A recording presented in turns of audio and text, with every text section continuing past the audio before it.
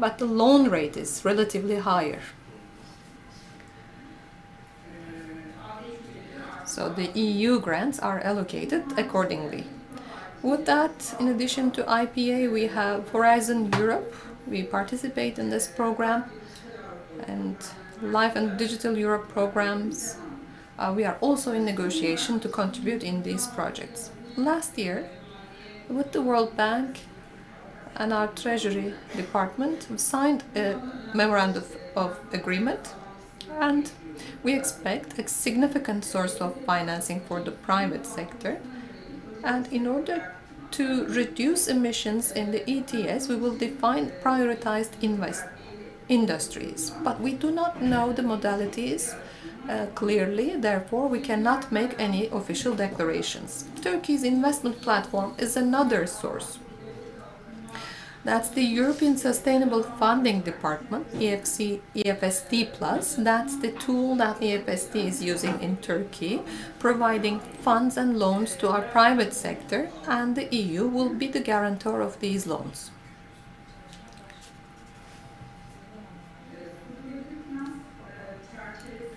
And the Sustainable Finance Framework is aiming at accelerating sustainable transformation and trying to facilitate access to sustainable finance sources. That's why they're providing support to green and sustainable projects.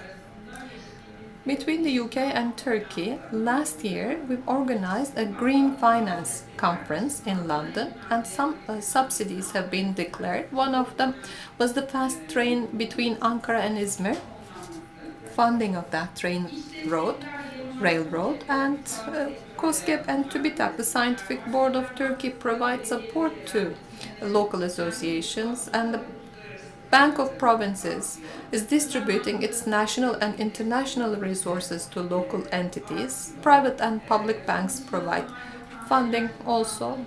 Also, our ministries, such as the Ministry of Industry and Ministry of Energy, are providing additional resources. One of our recommendations for the industry is the following. There's increasing support to sustainable development in the private sector.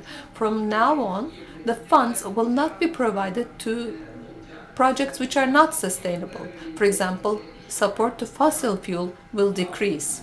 Many banks stopped providing support to fossil fuels. These are my last slides.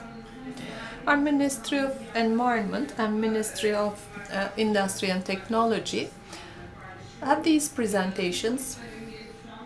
We are now in the third period of IPA, and the Circular Economy Action Plan has a project associated with the plan. Probably you've heard of this project.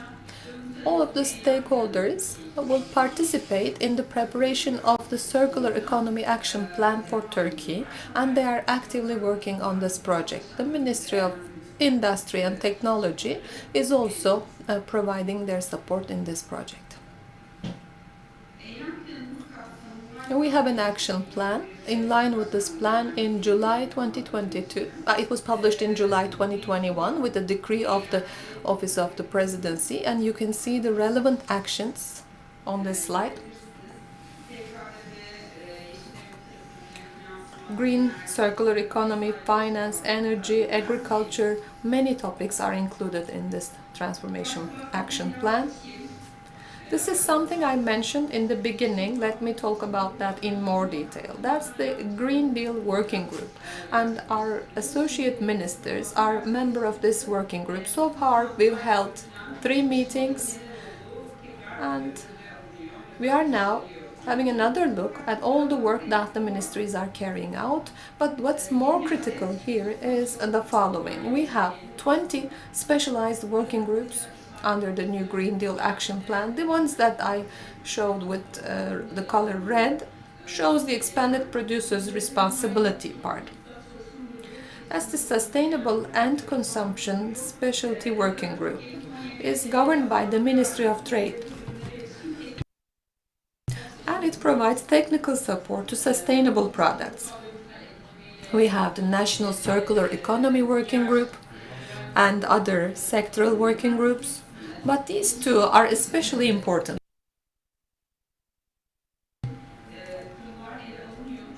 subjects concerning the EPR are tackled in these working groups. We have both the producers, umbrella associations, representatives of the industry, representatives of the ministries are together in this working group, and they are looking at the preparation phase of the products, and they are looking at the whole life cycle of the products. So every stakeholder is looking at their relevant part so that in the future regulatory changes, all of the stakeholders will have been consulted with. And in the private sector, we have some umbrella organizations. We believe they will participate in this process because that's a requirement of the new economy.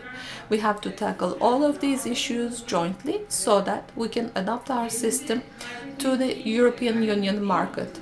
Our purpose is not to merely protect our position, but to become stronger so that the Turkish industry can compete with the players in the European market. And the only way to do that is to carry out the necessary changes in the legislative framework. These are the working groups. And if you are willing to participate in some of these working groups, you can reach out to us and you can make a request. I'd like to thank you for your attention.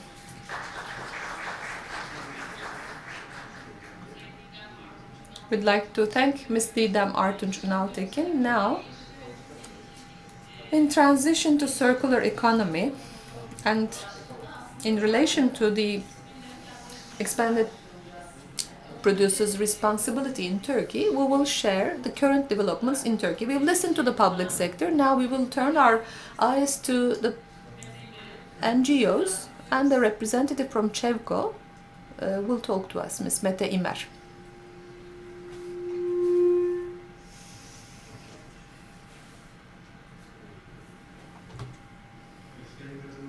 Distinguished participants, let me give you some information about the circular economy. Actually, this slide shows the transition from linear economy to economy of chain and then to circular economy. It's quite a good summary of that transition. As all the other speakers have mentioned, the linear economy has now been set aside and we are moving from the chain economy to the circular economy. And what's important in circular economy is that everything is acting in a form of circle. All of the processes are following one another. Sustainable production, sustainable consumption, and then a supra transition. And the circle is completed with that. The waste is not the only thing that's important here, as our representative from the ministry has mentioned. Now we are talking about the waste as a resource. These become secondary material and their importance is increasing currently. As the ÇEVKO Foundation and as we have organized the first Circular Economy Transformation Congress back in 2017, and then the year after we've organized other workshops, the new plastics economy, the EU circular economy package, financial mechanisms in transition to circular economy, and circular economy from the eye of the press. These were the workshops that we organized. And the following year, we talked about sustainability in the industry and zero waste in 2019. And back in 2021, 2022, we've had activities about climate change and sustainability. And together with the Economy Journalists Association, we have organized some talks. And the most recent talk that we organized, it was done on October 24th. So, regarding extended responsibility, producer's responsibility, I'd like to talk about the definition of that concept. It's really important to understand that clearly. Extended producer's responsibility is related to a manufacturer's responsibility concerning a product and where this responsibility is reflected to the phase after production. So after production, when the product is presented for sale and when this product becomes waste, the whole process is covered and it's up to the responsibility of the producer. I've used the abbreviation GUS in Turkish, and the English version is EPR for Extended Producers Responsibility. Their responsibility is given to the producers, whether physically or economically. So while they design their products, they have to take into consideration environmental impact, and it's a set of incentives to do that. Extended producers' responsibility systems are formed as institutional mechanisms based on the principle of the polluter pays. It's not a tax, and the financial contribution of the producers are directly used by the Producers Responsibility Organization, and these contributions are not absorbed by the general budget of the state. The green dot is a symbol of extended producers' responsibility, and it was accepted in 2019. And as we have listened this morning, the utilization rights of the green dot concept in Turkey belongs to ÇEVKO. ÇEVKO became a member of Pro-Europe in 2003, and we've given you information about Pro-Europe. Pro-Europe is constituted by 31 countries. They're packaging recovery organizations. It's an umbrella organization founded back in 1995. It's a non-profit organization, and they're using green dot as a common symbol. And they provide licenses to countries in order to give them the rights to use the green dot symbol. So these are the countries which are members of Pro-Europe. EXPRA is similar. Again, it goes back to the extended producers' responsibility concept, and the name itself is the abbreviation of Extended Producers' Responsibility Alliance. It's an umbrella organization in the recovery of packaging materials, and recovery of these materials was established back in 2013, and ÇEVKO was one of the founders of EXPRA. EXPRA is focusing on municipal and household waste and separation at the source, and is playing an active role in communication campaigns. There are 30 recovery associations under the umbrella of EXPRA. Today, the general manager of EXPRA mentioned the same, and it's becoming more widespread as the time goes by.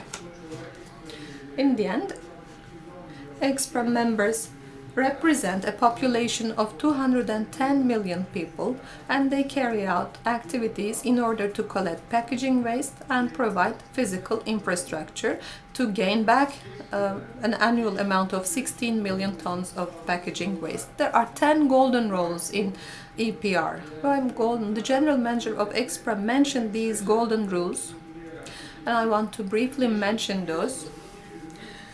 The EPR covers the whole life cycle of a product.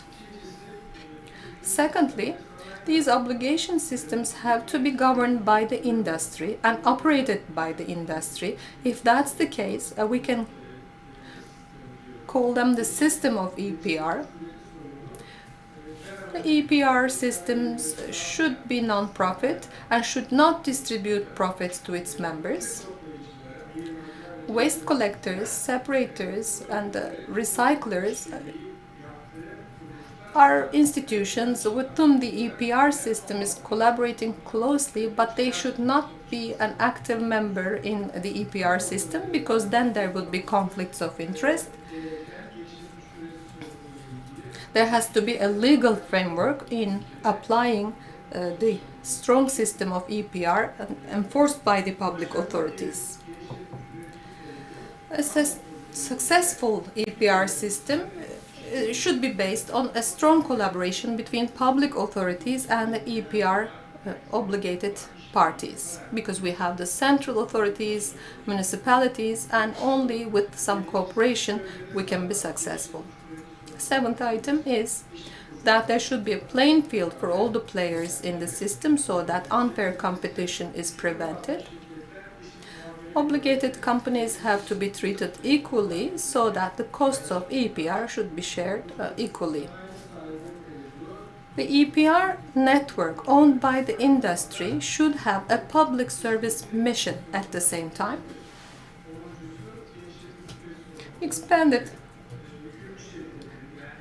producers' responsibility network should support the environmental performance of the products and packaging materials provided by the manufacturers. We are also observing these principles in Turkey, and we have a legal framework in Turkey, and that's what we've implemented. So I'm not going to spend more time on that model.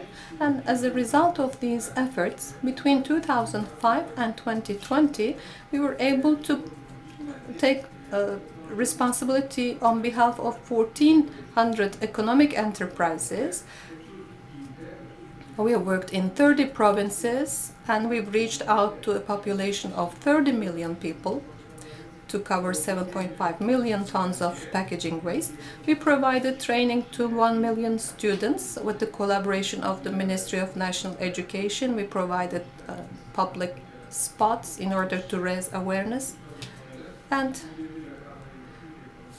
all of this work contributed to Turkish economy at an amount of 56 billion Turkish lira as of 2021, and we were able to reduce the carbon dioxide equivalent emissions at an amount of 2 million tons. And that shows the importance of all this work. In order to expand the collection infrastructure, ÇEVKO collaborated with municipalities, and with the support of packers, fillers and importers, we were able to provide 51,000 collectors for outdoors use, 1.1 million indoors collectors, and 54 million units of collection bags. So this is the reflection of our EPR work in Turkey. Of course, there are other organizations who have similar contributions to the system. We call them authorized institutions, not only for packaging but for all other waste materials. There are similar organizations carrying out similar work. When we came to 2020 and 2022, in the last 3 years, we started to implement a new system. And we set aside the EPR system that we have implemented for 15 years, and we started to implement another system that we call GECAP, which is the Recovery Contribution Share. The system is implemented in Latin America, Chile, Mexico, Brazil, Argentina, and Colombia. So many countries are preparing the necessary legal infrastructure in order to implement the EPR system. In Africa, Kenya and South Africa are now starting to implement the EPR system, as well as Angola, Nigeria, and Ghana. Japan and South Korea in Asia have already their developed EPR systems in place. China, India, Indonesia, and Vietnam have their developed EPR systems. They are working on further development. And Malaysia and Thailand are also developing their systems to deal with the e-waste and packaging materials.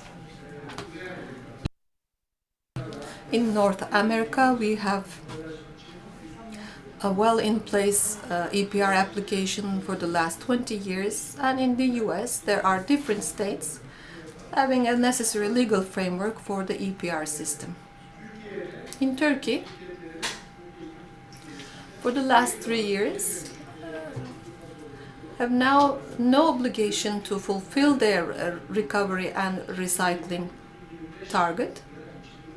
And for 2021-2025, the recovery target is 60% and the recycling target is 55%. But we do not know how these targets will be met. In the EU, the recycling and recovery rate for packaging waste in the EU was increased from 47% to 65%, and packaging recovery target is 65% in the EU. The rate is 50% for plastics, 25% for wood, and for other materials also there are really ambitious targets, and they have 2030 targets as well, which we have heard this morning from Monika Prowarska. So they gave you more detailed information in these areas. Most of the EU members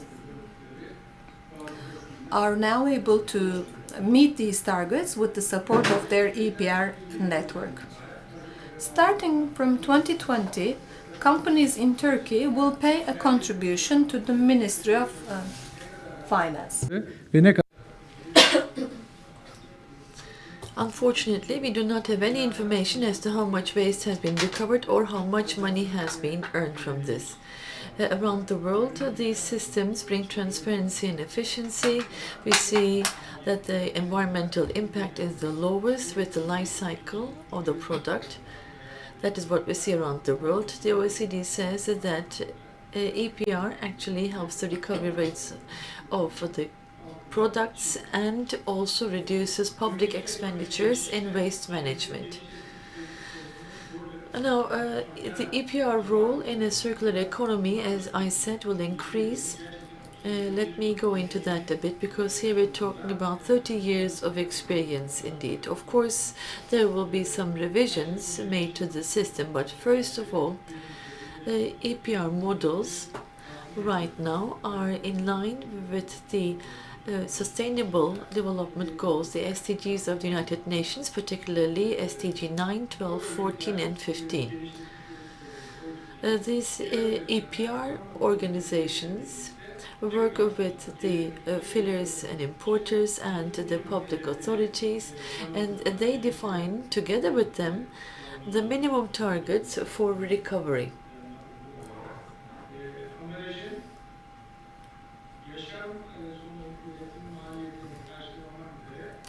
And there is a certain contribution, a fee that is determined so that the producers can pay at the end of the packaging's life cycle. The consumers are aware of that, but of course this has to be done in as efficient a way as possible. Here you have a contribution fee paid by companies. This is very important. There is an eco-modulation, as it is called. We see that the contribution, the fee that they're paying, might change according to the recyclability of the material, the environmental criteria, and if it's more difficult to recycle, then the fee will be higher. If it's easier to recycle, it will be lower. So this also is an incentive to encourage the use of recyclable materials. This, of course, also creates a sustainable fund for the public's waste management services and also increases the efficiency. You can make use of the economies of scale, you can be more efficient, and thereby you can keep the costs that are reflected on the consumers under control. If you have a convenient separate collection opportunities, then people will be encouraged to separate at the source and have good consumption habits. This, in a way, also encourages good behaviors. In some cases, consumers are trained by these organizations, and they also take part or participate in the cost or the expenditures related to the collection of polluting packages. This is again one of the novelties. So here you have both the extended producer responsibility organizations or the importers or fillers sharing the responsibility and the cost of polluting packaging. In order to encourage use of recyclable materials, the recycled material can also be returned to the first fillers or the first importers. So the recyclers are cooperating with these different parties. This is also very important because for that company, the initial company, reducing that cost is very important. That raw material goes back to that very same company and reduces the cost for them.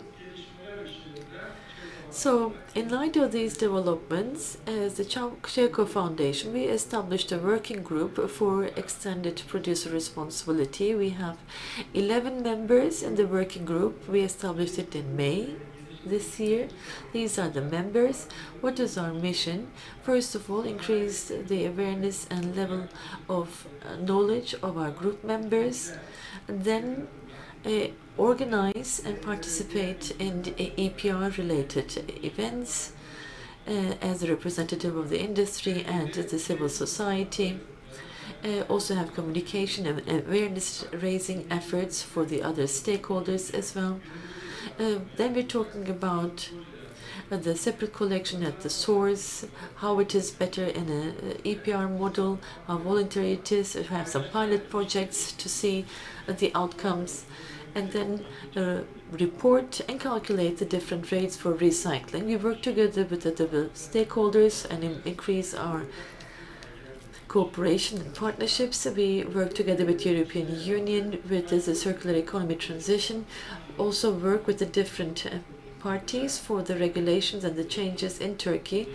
And we believe that we can also provide technical support and consulting services as a working group with our experience and know-how. As I've said, we have an experience of 15 years. So as at ÇEVKO, we are also developing certain proposals for the future. So we have taken some lessons, and we believe that the extended producer responsibility has to be taken up once again in our agenda in our country, because with EPR we see that this is becoming more and more important. I mean, circular economy and EPR go hand in hand. Another proposal would be under sustainable production in eco-design and cooperation with the industry. We would like to have an improved system for production processes and have sustainability reports drafted. We would like to support eco-design and research and development centers, look at work with recycling organizations and increase cooperation with the industry, use eco-modulation in the recycling system.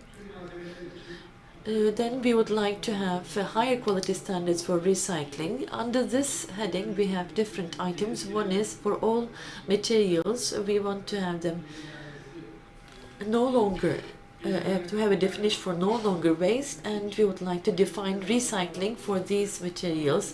We would like to have criteria and standards for recycled material, for their recyclability. We would like to have accredited laboratories, and we would like to certify all products that meet the criteria and standards. Another title here among our proposals is the improvement of the recyclable waste collection process. Under that we can say that we would like to reduce the amount of waste that is imported and to increase the quantity and quality of recyclable waste in our country. Then we talk about upcycling to the recycling plans and have more partnerships established for that. For that we'd like to have industrial symbiosis practices, and there we're going to have also a lower impact for the environment at these recycling plants, and we're going to have a higher quality of the output. And for upcycling, we believe that our products should be able to compete in the market. For that we would need incentives and some support-driven policies and implementation. We also would like to raise the awareness of the society of communication and training activities. We would like to have digital training platforms where we use less paper, the training of trainers, theater programs, our ÇEVKO volunteers, mobile applications, partnerships with the Ministry of National Education, and festivals and activities are among our proposals. Another important proposal is about the control and monitoring process. We believe that we could make use of the blockchain technology. So from the collection equipment to the recycling plant, the whole process could be controlled by blockchain technology. We could collect the data, aggregate them, analyze and interpret them, and also monitor the whole process. If we can do that, some of the problems that we've had in the past will be prevented.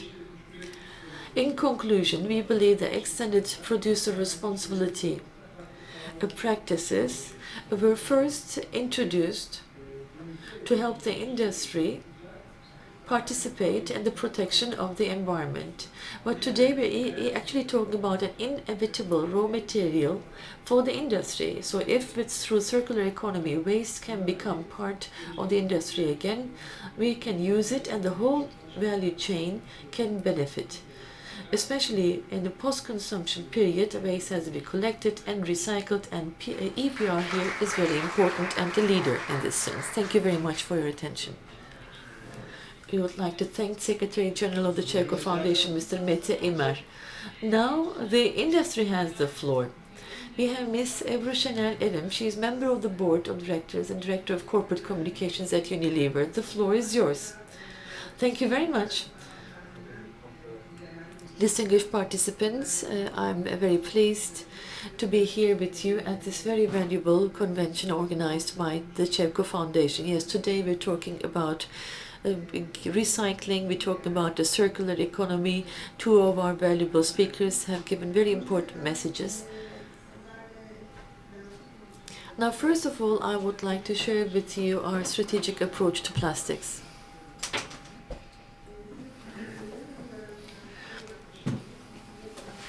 At Unilever, all our communication, all our strategy is actually built on the value of plastics. So it's not about plastics being used per se. It's more about what will happen after plastic is used in production. So the reuse, the recycling of plastic or the composting of plastic are all part of a circular economy. So plastic is an important material that we will continue to use. In most of the countries in Europe, as Ms. Tidem also said, the conventional method was buy, use and throw away.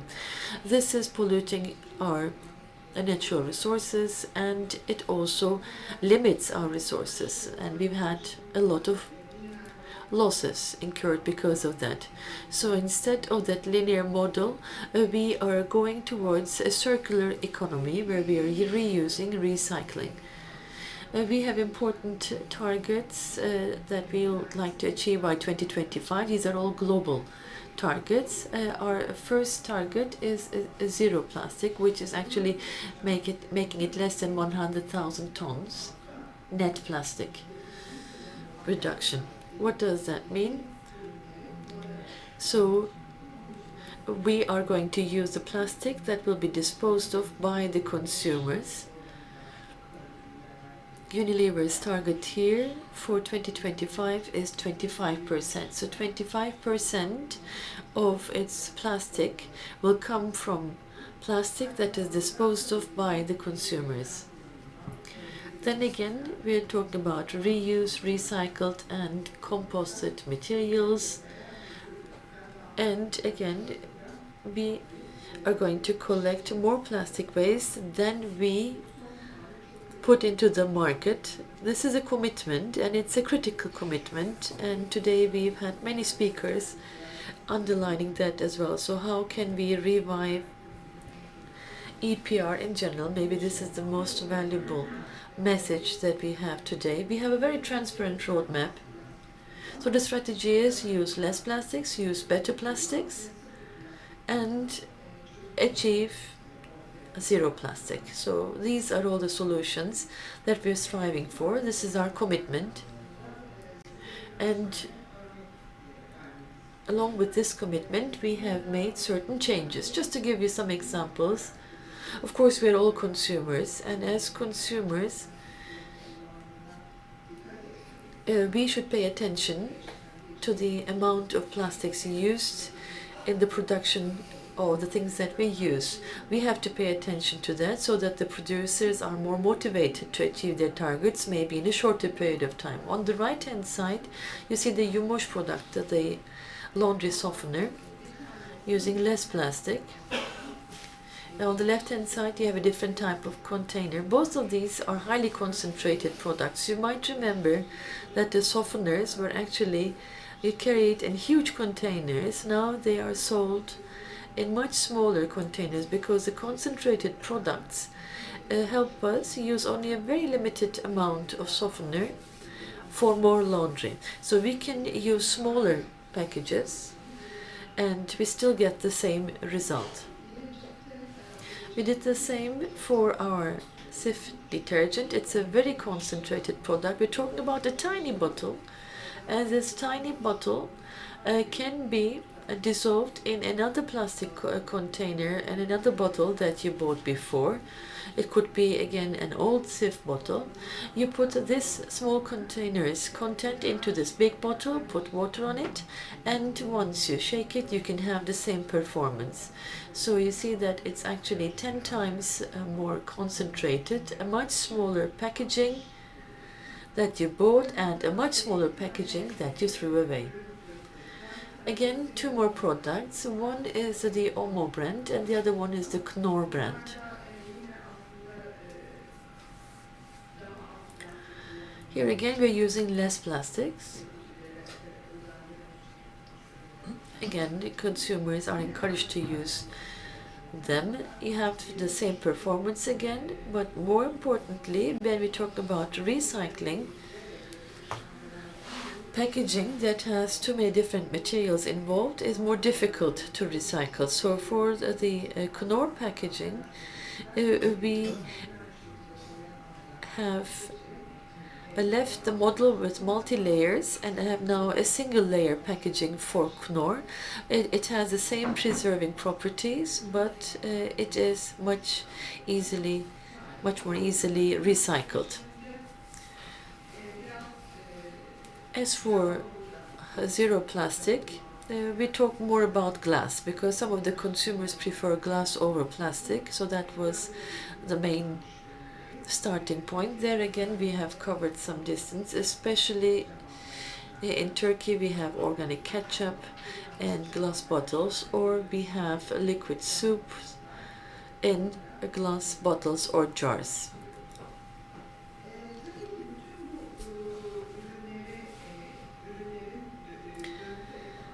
Of course, all of these products will still be indispensable when we're moving to a circular economy. But as Mr. Mete İmer also said,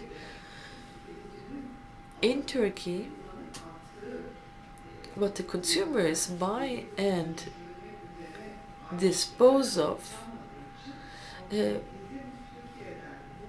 is not sorted and collected in a separated way.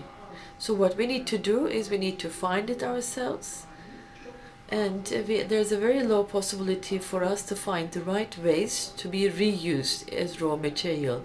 So it's not actually waste, indeed, we're talking about secondary raw material. So what we are actually importing as Turkey should be used here as well. For instance, the Dove product that you see in the middle is a plastic packaging that is recycled by the consumer. So it's thrown away by the consumer and recycled. But unfortunately, we cannot do this in Turkey. Why can't we use these post-consumption recycled plastics, the PCRs? So we said, okay, couldn't we do this on our own? So we have a Cif PCR project. Maybe you've heard of it. In the Istanbul Straits, we have some litter collectors which collect the plastic waste on the sea surface. We send it to the Red Crescent. They all go to the Burkasan plant, production plant in Bursa, and we're trying to use all these plastics. Well, is this in itself a very sustainable method? I have a question mark, because here we're talking about a significant investment that we put into the collection. I mean, as consumers, we should be doing it. I mean, if we had completed the transition to an EPR system, if we were able to sort and collect these products, we could actually use them much more efficiently. So here we're talking about, again, a special polypropylene recycled packaging for Magnum on the right-hand side.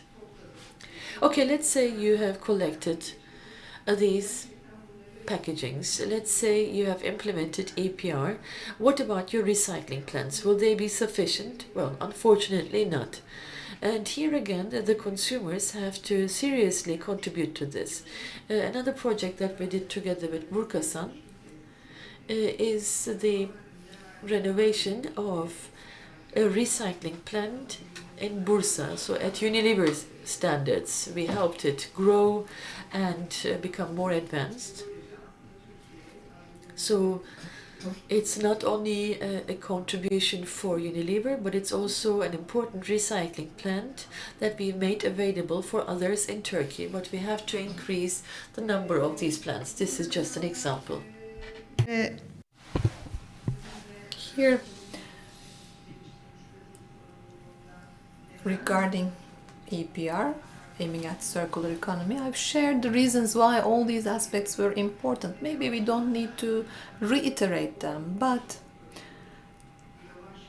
there are many global companies here today, and we've signed a global plastics contract in March in the United Nations Environment Assembly. There were more than 170 countries, and this assembly, companies like Carrefour, Danone, Coca-Cola, IKEA, L'Oreal, BHSF, those companies have signed a contract, again including Nestle, PepsiCo, and P&G. So some companies with whom we are competitors, we signed a deal in order to reduce the amount of plastics. So it's a working commitment that we declare to all around the world, and this is an engine behind our efforts. I have to say that we believe these are very important efforts because it's independent from the competition. It's not easy to come together and to work in concert.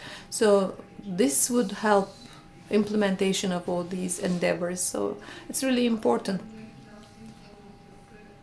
Mountains of waste should not be the end point of plastic. We have to have a collection system, and it has to be implemented very quickly. We believe it's really important. We have a local PCR, that is the bought and used plastics by the consumers.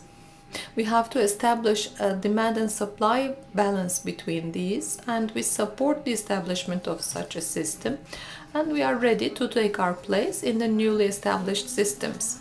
As I end my words, I want to mention one more thing that Mr. Mete did not mention. In the system, as Unilever, what we questioned was the following. Yes, in Turkey we now have this contribution called GECAP, and with that GECAP, unfortunately, all of us now are in a position to pay higher taxes. It's okay to pay taxes because you might find the necessary funds somehow, but when we don't have the necessary recovery system, we believe we will not have accomplished our tasks. So for that, we have to contribute to that system, and we asked ourselves if we could restart EPR on our own. Even if additional investment is needed for that, we will start working with ÇEVKO, and we will recover 4,500 tons of waste from the market. It's a significant step. I don't know whether it's a sustainable step, looking at all the financial outlook, but we will work together in order to make it sustainable. Again, we will cooperate with our competitors. We are ready to join hands in this system because we have to implement a much wider system. We are available to provide our support, and I see the determination in these companies. We've already started to talking to them. Hopefully in 2023 we will have a much more wider EPR system in our industry, because one Unilever would not be sufficient on its own, and we need to work in that all together. This is all I have to share. Thank you for your attention.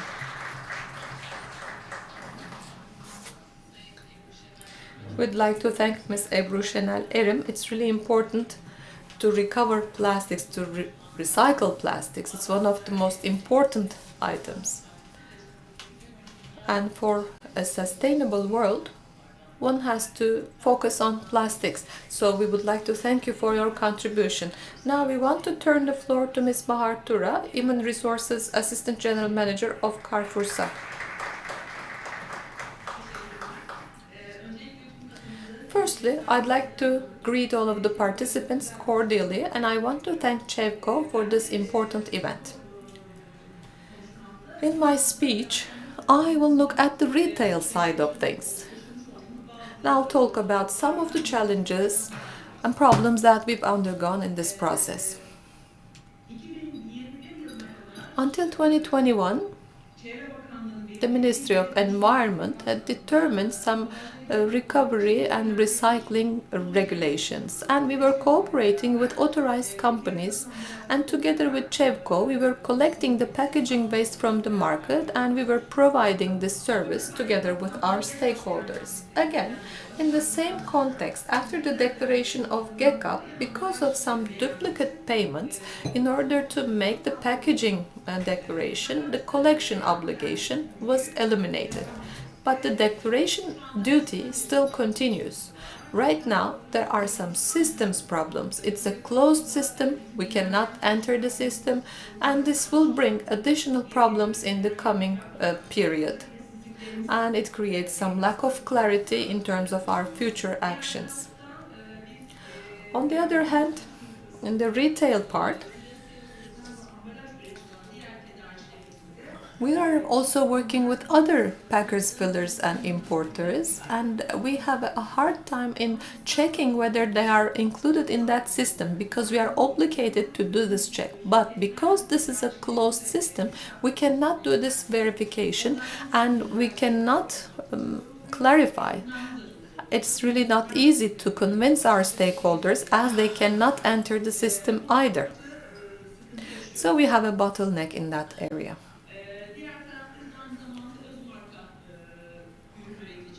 We are also our own product, our own brand, private label.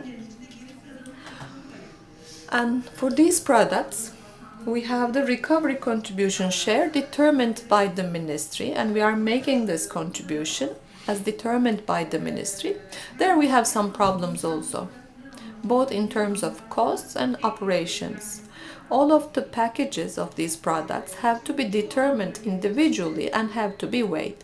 And many packaging materials producers cannot provide accurate information about the qualities and specifications of their products. We have to direct these producers, we have to include them in the system, and we have to guide them accordingly, which brings additional workload and responsibilities. For vegetable oils, something to increase the cost of the products. In addition to the payment that we made for the product, that's increasing the cost of the product, and it adds additional challenges. Also, batteries. Although we do not produce batteries or electrical devices, the same thing causes additional costs to these products also, even if we do not produce them. Something else that we suffer from is the nylon bags sold in the supermarkets. In the beginning of 2019, there was a new regulation about the fee to be applied to nylon bags, and we are now selling nylon bags in our stores at 25 cents a bag. You see the color codes blue, red and green. This graph shows 21 and 2022. When we first had these nylon bags, they were sold for 25 cents, and it was a good price. It was a convincing element for consumers. Some of the consumers did not want to pay these 25 cents and brought their own bags instead of buying them. But now, with the inflation, 25 cents became a small amount, does not have a high value in the eyes of the consumers. Although we charge 18% of VAT, the cost of these bags is now 45 to 50 cents. We sell them at 25 cents. And for consumers, it's not a significant amount for the consumers. That's why consumers have started to consume these bags very rapidly. We've made our recommendations. Maybe we should take action in order to reduce the consumption of these bags. We have to increase the unit cost. In all our stores, we have fabric bags, and of course, they have a high cost. Compared to plastic bags, the consumers, of course, would opt for the plastic bag. So this wouldn't make sense. So we have to either increase the cost and price of plastic bags in order to convince our customers, or we have to eliminate their use completely. This could be a much more efficient solution. As a private label producer, on our packaging, we need to fulfill some criteria. In the context of EPR, we have to comply with the packaging waste regulation. As you know, this regulation enforces some criteria on the packaging materials. They shouldn't be single use. We shouldn't use more than one piece of packaging. Harmful materials should not be used in the manufacturing of these materials. There are some rules that we have to comply with. Also, the content of the material should have recyclable materials. But we do not have a wide variety of alternatives because most of our products are in contact with food products. Therefore, the content of the packaging materials is restricted. In that sense, the regulation has to be clarified and should be made more efficient, so that the food regulations and environmental regulations are streamlined and harmonized. So these ministries can cooperate in order to clarify this regulation. Packaging materials produced with recyclable goods have a higher cost than the others. That's another problem that we need to solve. Producers need some incentives in order to implement recycling procedures.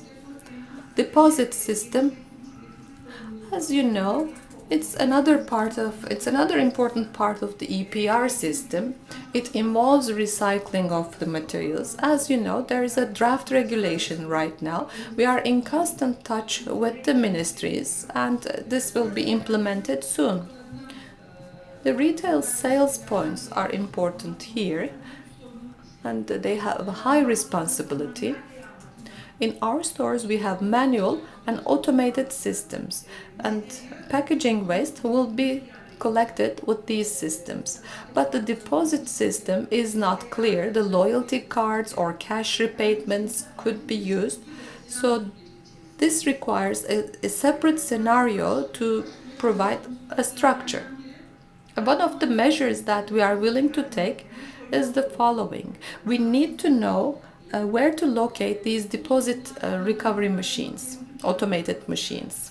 We need to allocate a budget for that, but it is not easy to provide the budget because these machines are not low price machines. We need to make a significant investment for that. If this law is passed, many retailers will have similar requests. Therefore, manufacturers of these machines will have a hard time in coping with the demand for such automated deposit machines. Collection obligation is only given to chain stores, chain supermarkets, and there will be additional expenses for the use of these materials such as electricity, internet, additional staffing. So this will bring additional burden on the shoulders of us, our retail stores. Again, we have a zero waste regulation. So we have the obligation to collect waste from our stores. With the update of the regulations, we are now going to collect electronics and textile waste as well, in addition to packaging waste. So in collection, these additional waste products, we do not have sufficient licensed authorities and institutions. and it's not easy to obtain the license in our stores. And the requests and obligations differ from one province to another. For example, the colors of the nylon bags should be in harmony with the collector's colors, a blue bag obligation for recyclable products. So each and every province have different requests and criteria. Therefore, it creates additional challenge in this licensing process. Having these differences is a challenge for us. We do not have a single standard, so it extends the duration requested to obtain this license. In that context, all of the provincial directorates should be combined under a single governance and should provide the same requests. That's all for me. Thank you very much for listening, and I wish you all a good day. Thank you, Ms. Bahar Tura. Now our last speaker will be Dr. Abdullah Gayret, the General Manager of GCA. I believe supermarkets are where people could gain the highest awareness of waste collection. Maybe those who are involved in this matter, like NGOs, industry companies, I believe consumers have learned it with the payment for the nylon bags. That's very important, and thank you for your contribution. The floor is yours, Mr. Gayret. Hello, everyone. I would like to congratulate ÇEVKO on their 31st anniversary, and I would like to thank them for this nice organization. In order for us to have a sustainable future, it is important to have these talks. Therefore, I'm grateful to all of the participants. I have a brief presentation, and as the last speaker, I do not want to take up much of your time. And we are trying to approach the subject from Gürok's perspective. GCA is the glass investment of our group, Gürok Group. I believe my presentation is ready.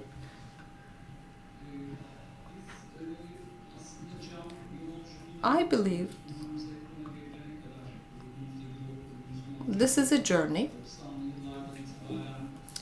So our journey started back in the 1990s. We have a brand called Love Brand, and GCA Investments started back in 2015. We've been active in Turkey since 2015. We have also tourism investors and investments in other sectors. This is the corporate part. I will pass this quickly, and I will focus on our real theme.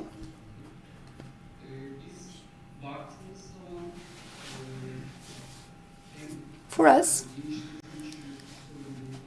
in the context of EPR and also in the context of sustainability,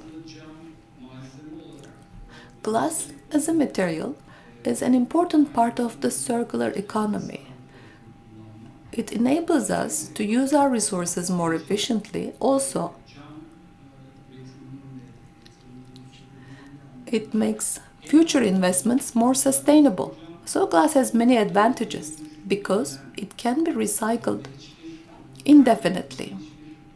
And at every recycle, it doesn't lose any of its specialties. When you look at the situation in the recent years, and when you look at the resource utilization and raw materials utilization, we see that the resource utilization has been tripled in the last years, for the last 15 or 20 years, and it will increase further in the upcoming period. Therefore, it's really important for the manufacturing industries. So we are now ceasing to be sustainable in that sense. From the perspective of glass packaging materials, if we are using an amount of raw materials which is equal to our production capacity, this would mean an additional 15% resource allocation.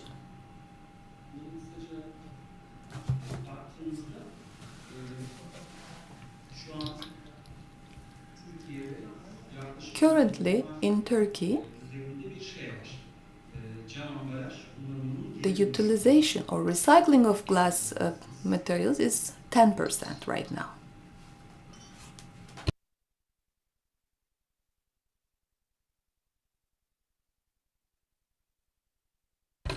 But this rate is much higher in Europe, especially in the northern countries. This rate goes up to 65 or even 70%.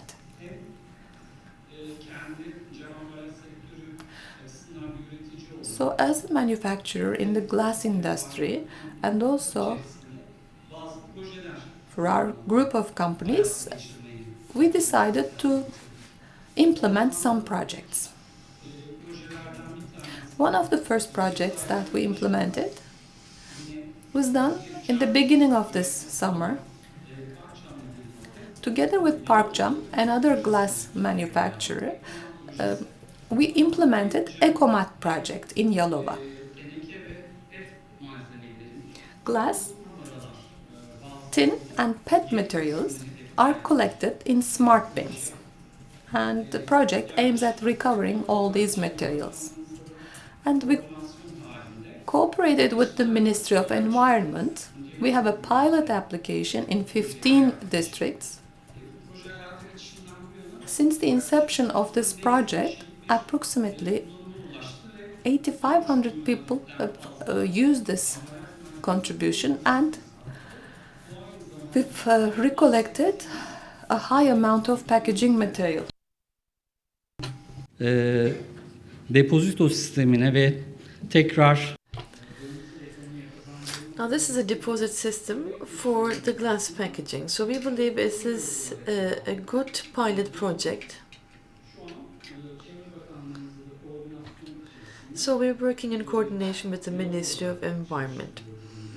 Right now the system is operating in Yalova, a project that we've sponsored as the producers. As we've just mentioned,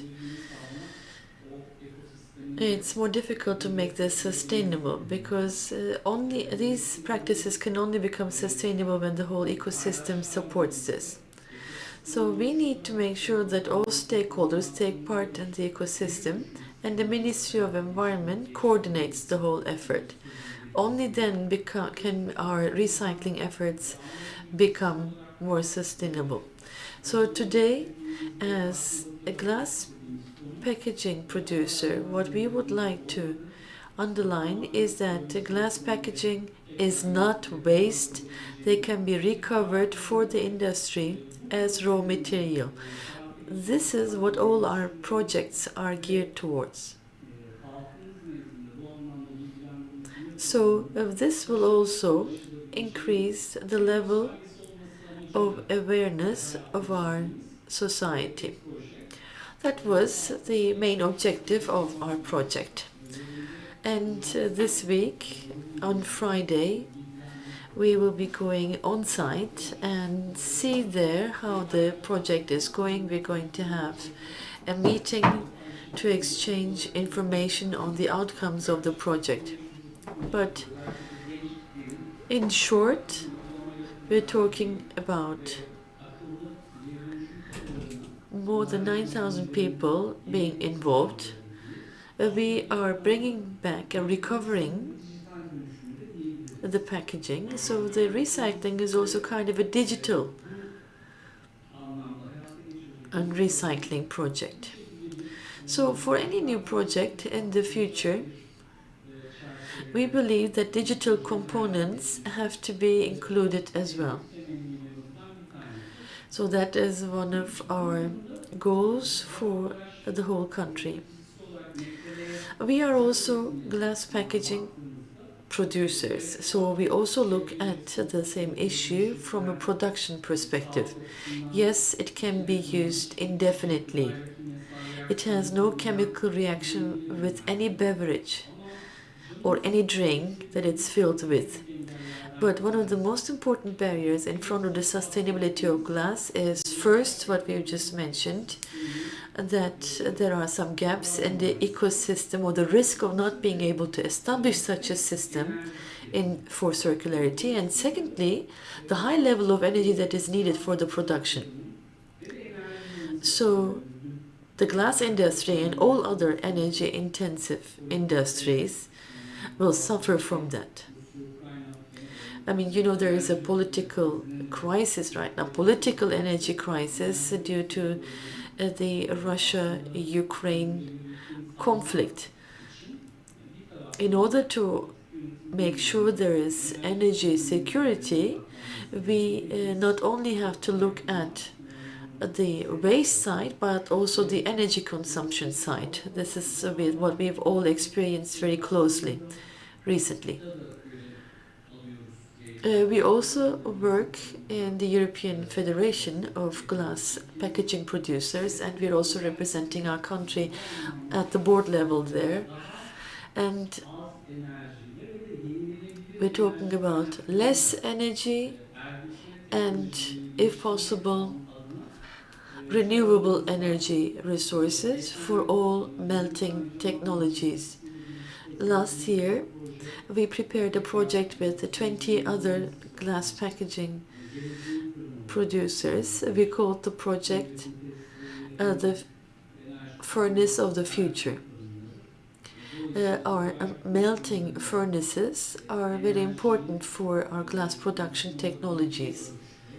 So, as much as possible, of course, we're trying to use renewable energy in these furnaces.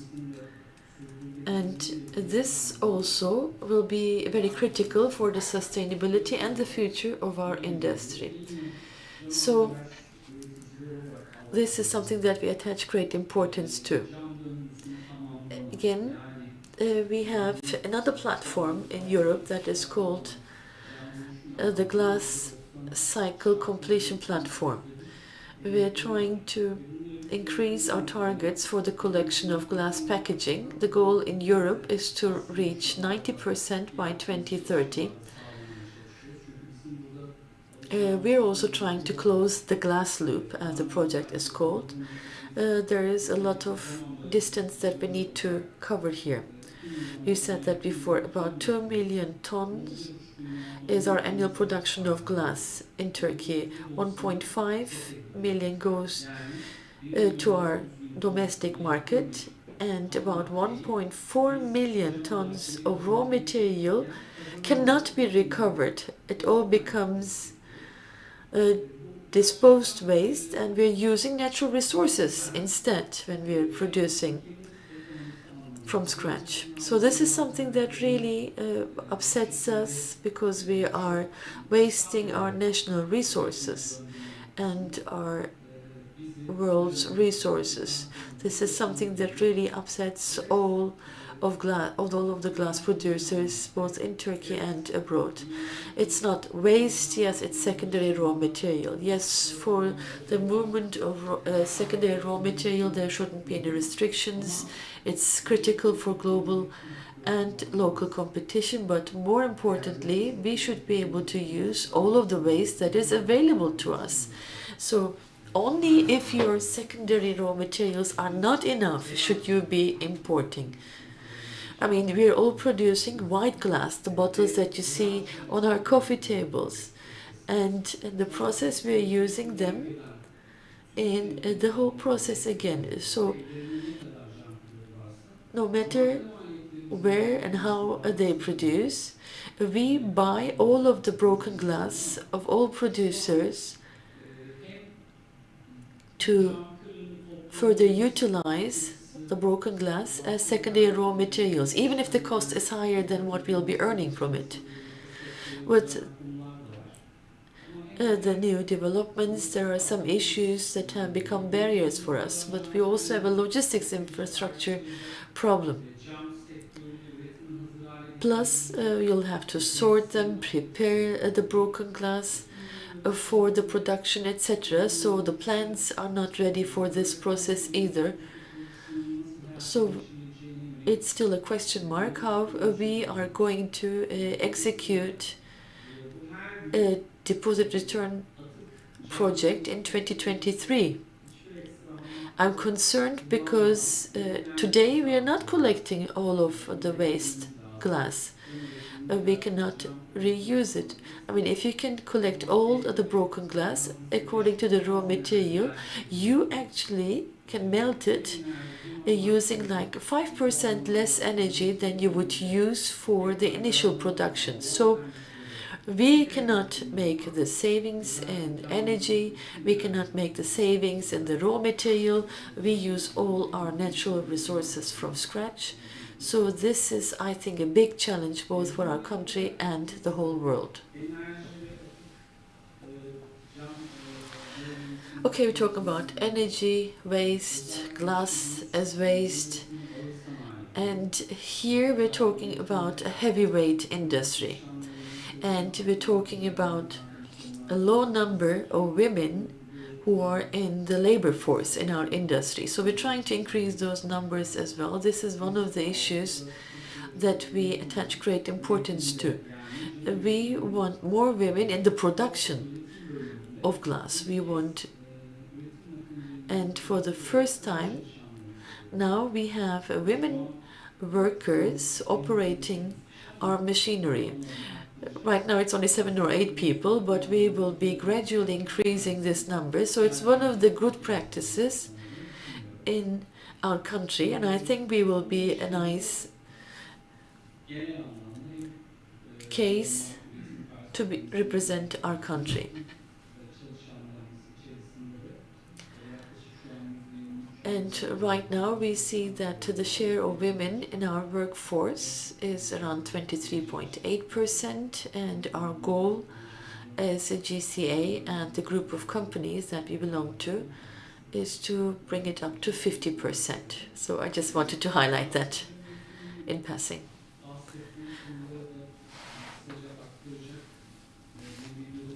So we wanted to share a video with you as well that shows the production of glass, but I don't want to take more of your time, but you can go to our GCA YouTube channel and you will see the videos and presentations that will explain to you how glass is produced. And you can always come to Kütahya, where we have our production plants. We would be very happy to welcome you there. Once again, I would like to thank each and everyone who contributed to the organization of this event. Thank you very much for your attention, and I wish you all a good day. Thank you. Thank you, Dr. Abdullah Gayret. So this would be the end of our second session. We talked about the current situation in Turkey and the transition to a circular economy and extended producer responsibility. We have a very short break, and then we're going to have the moderator, Mr. Orkun Yazgan, moderating a session on producer responsibility concerning the selective collection of waste in Turkey. We'll be back after the break.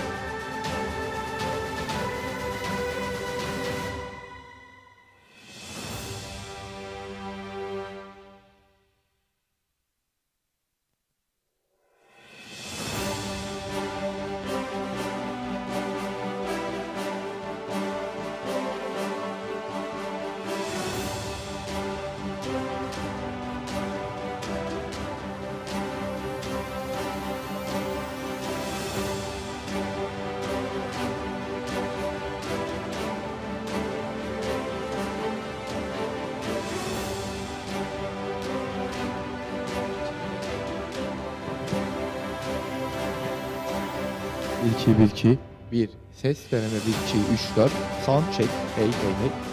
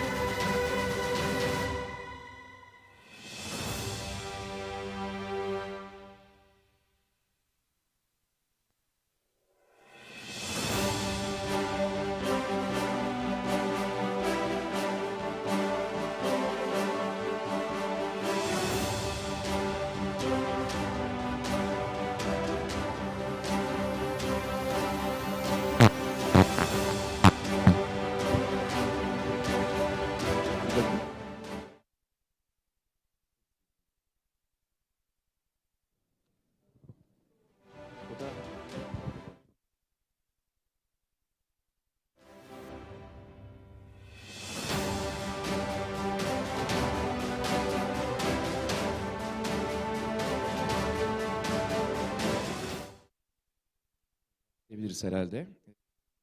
Üçüncü oturumu.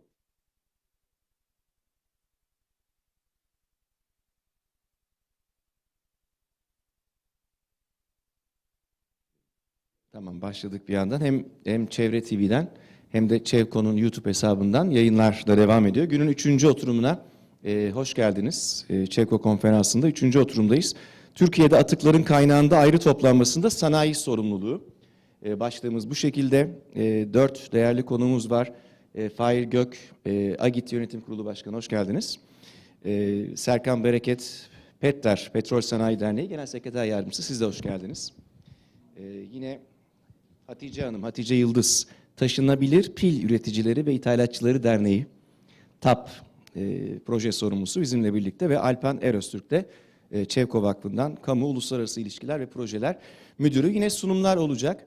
Ben ilk sunum için kürsüye Fahir Bey'i, Fahir Gök'ü davet ediyorum. Buyurun.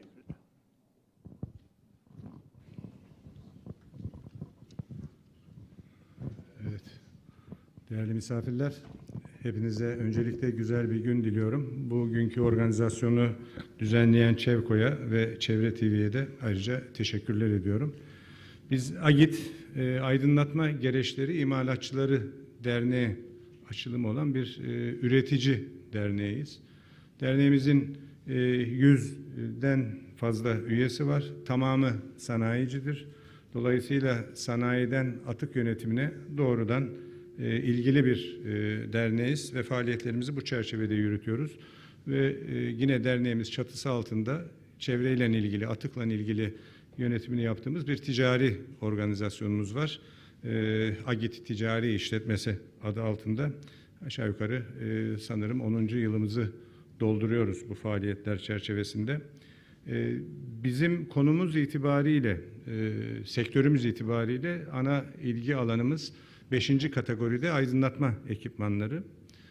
Ancak bunun yanında Çevre Bakanlığı'nın bize ihdas ettiği başka bir görev daha var. 6. kategoride de yetkili kuruluş olarak faaliyet gösteriyoruz. 6. kategoride hepinizin malumu küçük ev aletlerinin olduğu bir kategori. Ben elektrik, elektronik eşya atık yönetiminin döngüsel ekonomideki yerinden bahisle ilerlemek isterim sunuya. Şimdi TÜBİTAK'ın yaptığı son verilerde elektrik eşya, elektronik atık konusunda dünyadaki kritik ham maddenin %50'sini teşkil ediyor. Yani aslında bizim sorumlu olduğumuz alanda çok ciddi bir ekonomide yeri olan bir alan. Yapılan yine araştırmalarda bu Circular Electronics Partnership'in yaptığı bir çalışma. 2040 yılına varıldığı zaman eğer bu tempoda ilerlenir ise küresel sera gazının neredeyse %14-15'inin elektronik eşyalardan ve elektronik atıklardan oluşacağı yönünde bir çalışma var. Yine bir çalışma daha var. Bu da European Environmental Büro'nun yaptığı bir çalışma, Avrupa bazlı bir çalışma. Oradaki çalışmada da eğer 2030 yılına kadar sadece konusundaki 4 milyon ton civarında karbondioksit tasarrufuna yol açacak bir çalışma bu. Bu değerde 2 milyondan fazla aracın bir yıl boyunca trafiğe saldığı carbon dioxide per year, which means this is equivalent to about more than 2 million vehicles in traffic for a whole year.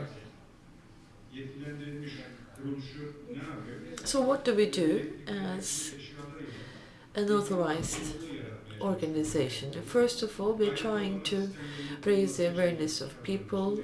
We're trying to establish collection systems for separate collection at the source. We are involved in activities for the recovery and disposal of the collected waste. There again, we work in the preparation of the legislation, and we have different stakeholders. This is a field that you're all familiar with, I know. As you know, we have the importers, the fillers, the bottlers and the brand owners. We have the local governments, distributions and points of distribution and sales. Again, WEEE, processing plants, and of course our final consumers. All of these are our important stakeholders. Now, we are a notified body, as I've told you. Now, as a notified body, there are certain activities that we need to be engaged in. We are a non-profit organization, by definition. We are supporting an e-waste management system to be established across our country. It has to be sustainable and efficient. Then again, we're looking at the management and following up of the separate collection of e-waste, the recycling, recovery and disposal processes. We're trying to raise the awareness of people, of the public about e-waste. This is an area that we're very active in.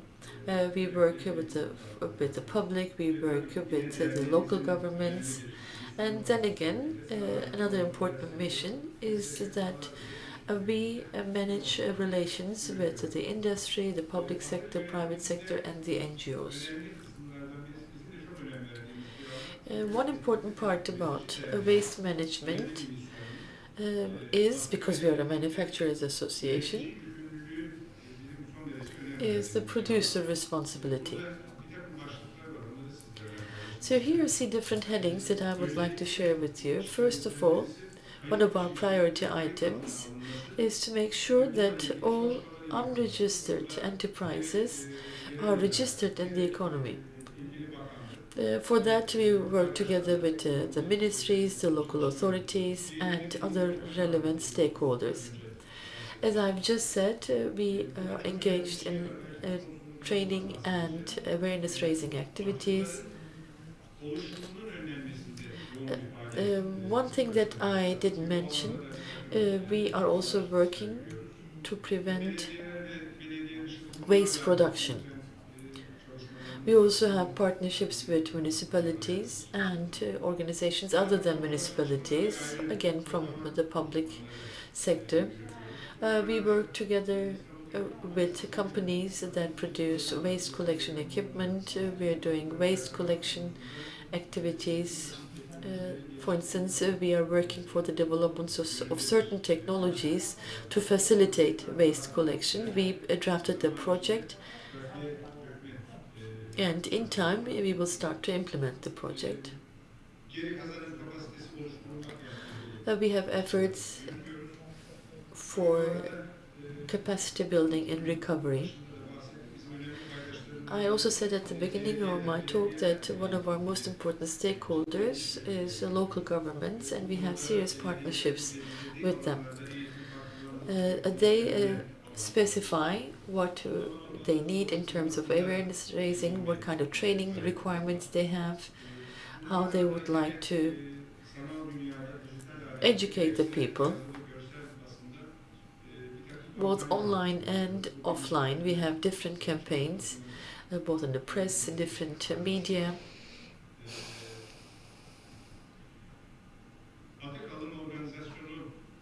We are also organizing redemption of waste.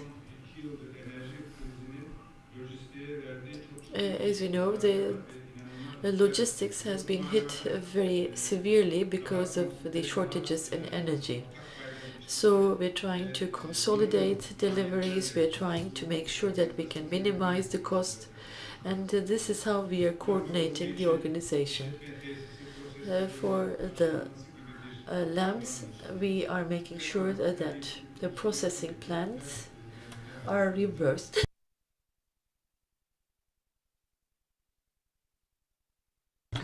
And all of these processes have to be reported.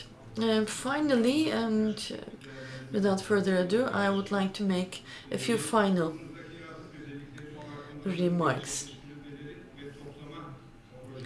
We have to make sure that our e-waste is understood as a unique waste, and this has to be reflected upon the collection projects that are being carried out. All of the stakeholders have to be aware of this. As you all know, yes, there is a lot of information around, but if the right information is not shared with the right people, you don't get the effect that you expect. The e-waste of the sixth category have an economic value because there is metal in it, there is copper in it, there are electrical cables in it, and all of these metals have to be used because they're scrap, but they're very valuable. They're usually collected by scavengers in the streets, or they're coming to scrap collection points, and that creates a problem in recycling. As I said, the biggest problem of the industry is that you have unregistered companies, and the market surveillance function is unfortunately not very efficiently working. There are thousands of companies. As manufacturers, they have a responsibility. So both as importers and as industrialists, they have a certain responsibility, but maybe because there is no one inspecting them, maybe the penalties are not being realized. There is an unfair competition. Then again, controls in imports, that's another issue that we need to follow up with. Maybe Ms. Hatice has a better idea because they know what to do with batteries. So they have a certain deduction at the point of entry. So other surveillance and monitoring mechanisms have to be developed. There's a role of points of sales and distributions. You have an active participation in collection mechanisms. And of course, you have a compliance or conformity assessment for supplier management, and we need more cooperation and partnerships between the public sector, private sector, and NGOs.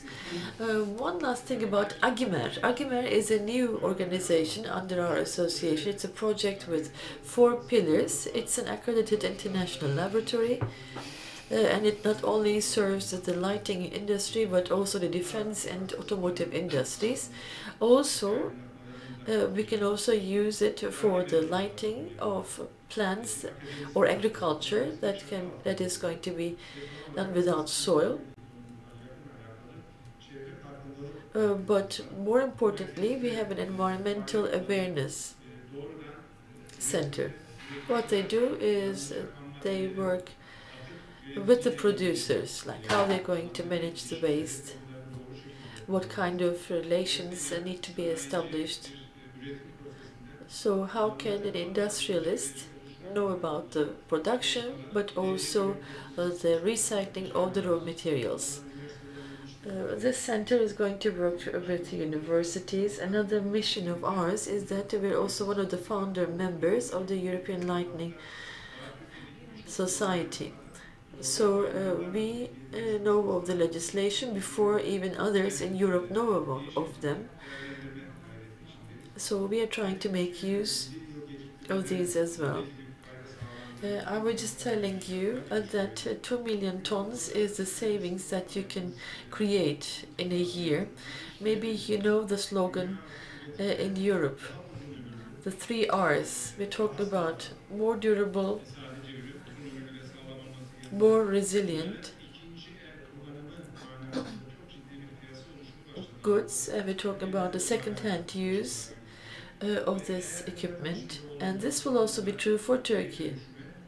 And if you cannot reuse it, we can recycle all these pieces of equipment. Thank you very much for your attention. Evet, biz teşekkür ediyoruz. Thank you. It's an important group of materials for waste management. We have listened to ÇEVKO from Agit Association.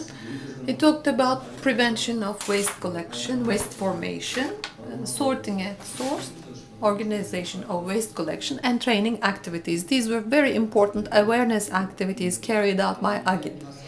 Now, another important group of materials is the petroleum products. We have Mr. Serkan Bereket from Petroleum Industry Association, PETDER. Thank you very much. I'd like to thank ÇEVKO for their kind invitation. I apologize for my voice. In the past, we used to say that, and that was all. But now I have to say it's just an allergy, and that's the only health problem that I have. Well, this statement shows the importance of today, because we will go back to climate change, which is an important item on everyone's agenda. Right now, as of September, approximately 50% of the needed rain has fallen. That shows the pollutants in the air and their impact on our health. Once again, I'd like to welcome and greet each and every one of you. As PETDER, let me tell you a few words about PETDER. We are on the polluter side, we are on the petroleum side, but on the other hand, we have the lubricants production, and we need to talk about recycling of the lubricants. So who is PETDER? You see the logos of all these fuel and lubricant production companies. And I will talk about the regulations in the beginning of my presentation, and I will share some figures with you. In general terms, we are working in reverse logistics, and this is a similar project.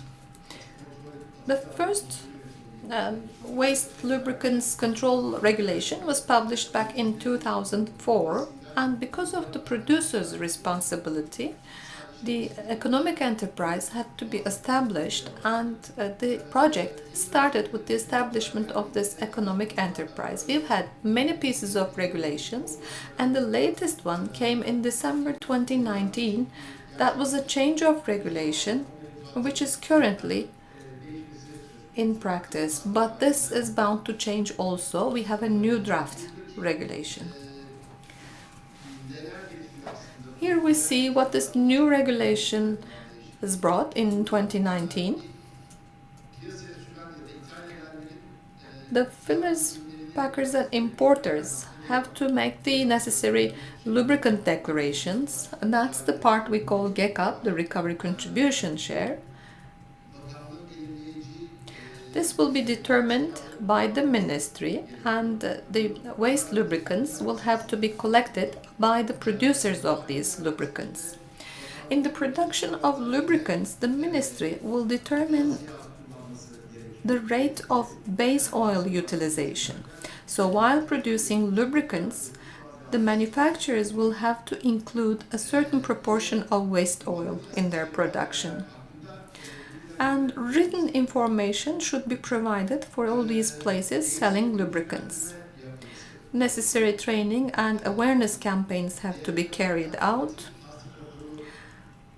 CPAs will have to provide a production confirmation report until the March of every year. Here, this is where we come into the picture.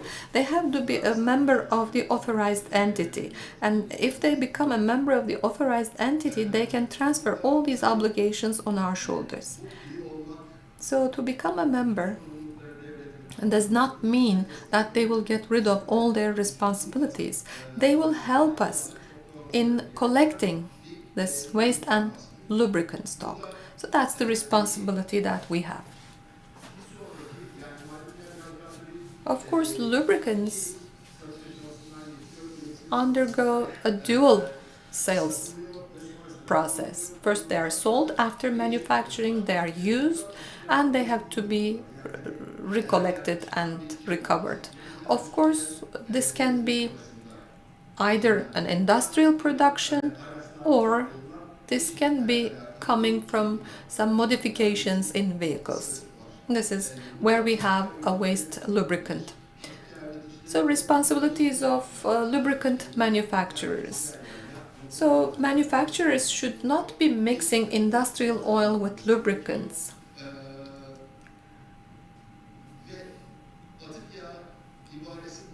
And they have to use barrels or tanks containing the sign waste oil or waste lubricant.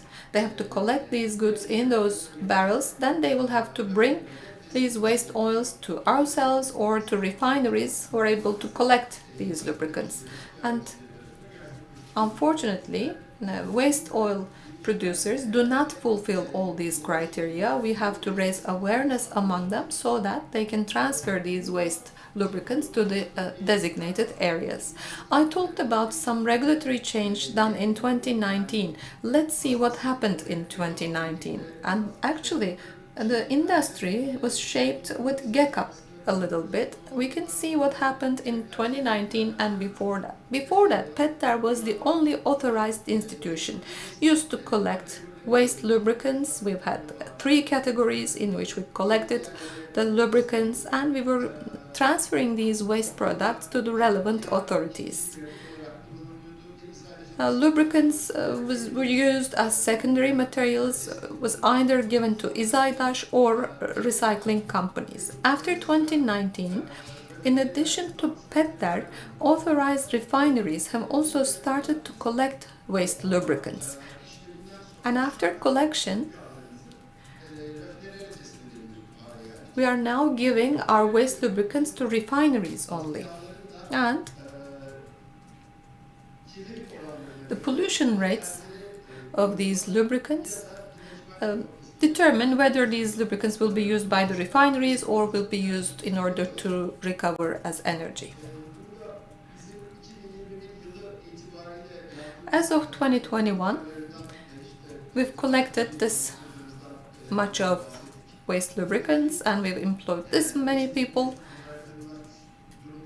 We've now collected more than 18,000 tons of waste lubricants, and the total spent amount was 109 million Turkish lira in collection of waste lubricants. And approximately we were visiting 18,000 different collection points. And the total collected amount was approximately 18.5 million. This year this amount is higher than 20 million. Of course, we are a non-profit organization as an authorized institution. In 2021, In 2020 and before 2020, the vehicle services constituted most of the points from which we collected waste oil, approximately 10,584, 57%. In 2022, the rate went down to 28%. Here we see the effect of the regulatory changes. This figure might not mean a lot on its own, but when you look at the amount of lubricants collected, and when you compare 2018, 2019 and 2020, you see that the amount is decreasing, but it's still higher than 18,000 tons. But currently, the situation is really different. And the reason to that is the fact that we are not collecting this waste lubricant on our own. Refineries are also collecting them, and we do not know to what extent they are collecting waste lubricants. The amounts are not informed, and so far we know that the amounts are not much higher than the previously collected amounts. Now we started to pay GECAP also, the recovery contribution share. Some kind of improvement was expected because of that, but it seems like we are not at the desired situation, and there are areas of improvement which will be also seen by the Ministry of Environment. They published a draft legislation. It shows the drastic decline. We hope that the remainder of this decrease is collected by the rest of the refineries in the system, because then only then we could be preventing the possible effects of this waste to our environment. You might be knowledgeable about PETDER. I'm sure ÇEVKO and other NGOs know our institution, but when it comes to other shareholders, especially other stakeholders, especially the audience listening to us on ÇEVRE TV, maybe for them we have to share some information. PETDER is an authorized institution, is entitled to collect all the waste lubricants. When you reach out to us, we are able to go all around Turkey and collect waste lubricants. As I said, we shared areas of improvement with the Ministry of Environment, because these issues have a direct impact on everyone's health. After the drastic increase on fuel prices and diesel prices, waste lubricants undergo the risk of being reused as fuel, so we have to eliminate this possibility, and we will continue to work on the prevention of such possible damages to our environment. And I would like to thank you for your attention. Thank you, Serkan Bereket, Deputy Secretary General of PETDER Association. He talked about the activities of the association in collecting waste lubricants. They have significant responsibilities. All these representatives have significant responsibilities in waste collection, and your comments about the most recent changes are noteworthy. And the next speaker is another authorized manufacturers association. TAP is the Portable Battery Manufacturers Association. Ms. Hatice Yıldız, in charge of their projects, will make a presentation. Firstly, I would like to thank all of you for participating, and I'd like to extend our gratitude to ÇEVKO for this important activity. As the Portable Battery Producers Association, we are also working on the recovery and recycling of portable batteries. We are the sole authorized entity in Turkey. We have an active role in Turkey. We are also the only institution authorized by the Ministry of Environment and Urban Affairs in 2004. As Mr. Serkan said, we did not have any recent changes in our regulations. Unfortunately, we didn't have any changes since 2004. Of course, we are transferring our requests to the relevant ministry. As TAP We have 910 members. Some of them could become passive members from time to time. As you know, we did not have any battery production until 2021 in our country. All of the batteries that we see on the market was imported until recently. But now we have a company called Aspilsan in Kayseri and then another company in Ankara. Again, with the request of TOG, the national vehicle, another factory was established in Gemlik, a battery production factory. Ford and Toyota will also support the establishment of 2 factories in Kocaeli and in Sakarya. But I'm sure you are aware of all these developments. These are mostly for electrical and hybrid vehicles. We sign protocols with municipalities. Currently, we are cooperating actively with 700 municipalities. We provide annual training programs.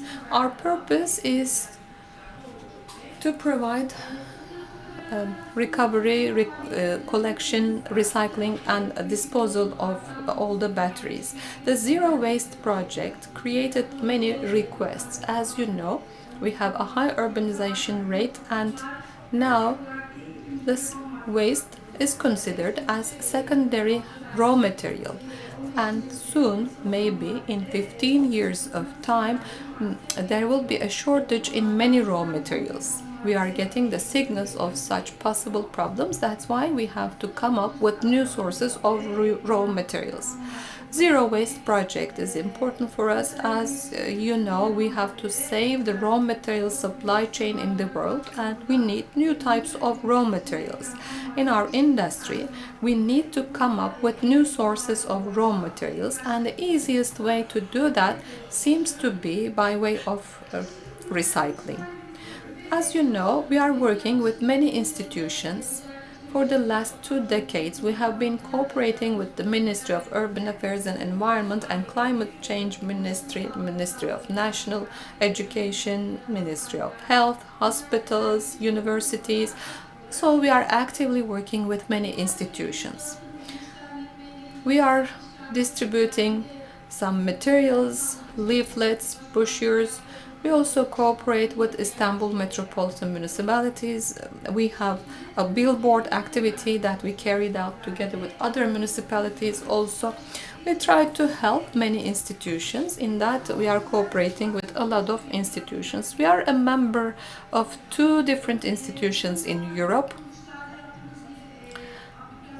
There's an app that we are using with these institutions. We know where our collection points are, we know what our next activities are. So depending on our location, you can bring your waste materials to these collection points. Some of our projects. The most popular campaigns that we have are the ones that we carried out with our schools in Turkey. We have a battery collection project. This is a popular project that we did in our schools. We also work with municipalities. We've visited many international plants. We've checked how local authorities were working in these international locations and we are organizing these activities. We have done a contest among the district authorities such as muhtars. We have done this in Istanbul, Ankara, Izmir, Konya, Bursa. We are also working with youth centers in all around Turkey. We have battery collection activities in many provinces. One of the rare projects was our project with prisons. We are doing it with Silivri prison and then we got in touch with other prisons in Turkey so that this project is actively carried out. As you know, the environment is an important item on everyone's agenda and we are working with environmental engineers. So we've collaborated with 42 universities in order to raise awareness. We have developed special projects and we tried to give scholarships to students in these universities. We had a project that we called Sende bir kulak ver, try to listen to us, so that people with hearing impairment could benefit from that. We provided hearing aids to 16 children. We've done this project with Migros to give milk to Korunjuk Foundation for children who need protection. So for every 1 kilogram of waste battery, we provided 1 liter of milk to Korunjuk Foundation. We also have another project with ÇEVKO. We will donate books to that other foundation, ÇEVKO. We have a recycling forest. We carry out many activities in this forest. We are actively using this forest. One of the projects that we have is this periodical magazine that we are publishing. We are trying to share information with our stakeholders through this periodical. We have many activities in order to raise awareness and to inform the public at large. That's our most recent situation. Maybe the table is not clear, but especially after 2018, also with the impact of COVID, we see that we were being affected by GECAP. Most of the projects that I mentioned have come to a halt. So we wanted to show you all these projects to explain how difficult the things are for us. The only campaign that we can carry out actively is the school campaign. So we are recovering. We've collected a high amount of batteries throughout the country. We cooperate with European institutions such as EXPRA. We have a membership in ÖKOBAT. It's another umbrella institution to collect batteries. There are 25 participants from 19 different countries working in waste collection. We exchange information. We also follow up the updates in the regulations.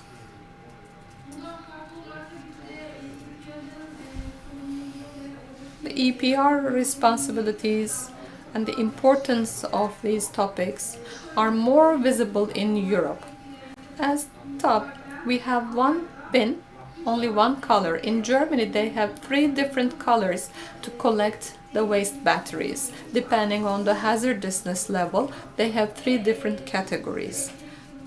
So you can determine the level of your battery and you can dispose it in the relevant bin. We have recycling targets, carbon footprint targets, a visible fee, that is the visible environment contribution. They show this to the consumer so that consumers opt for these environmentally sensitive companies. We have electrical and hybrid cars, or LMT. This is light motor transportation like scooter, e-bikes.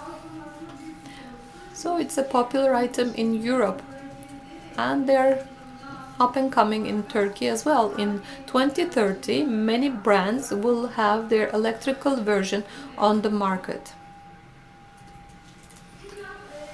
GECAP is another important topic. Baktığınızda teşekkür ederim.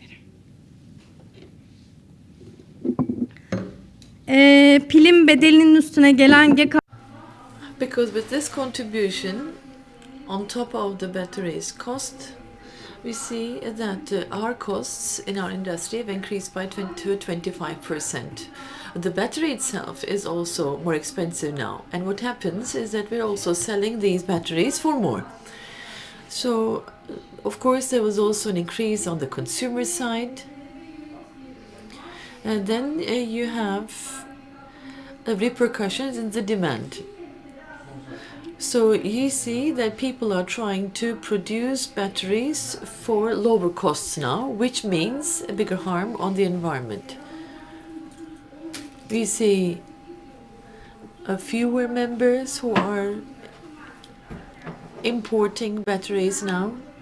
Unfortunately, in January, we have to declare how much we import. We see that most of the companies are giving up on imports.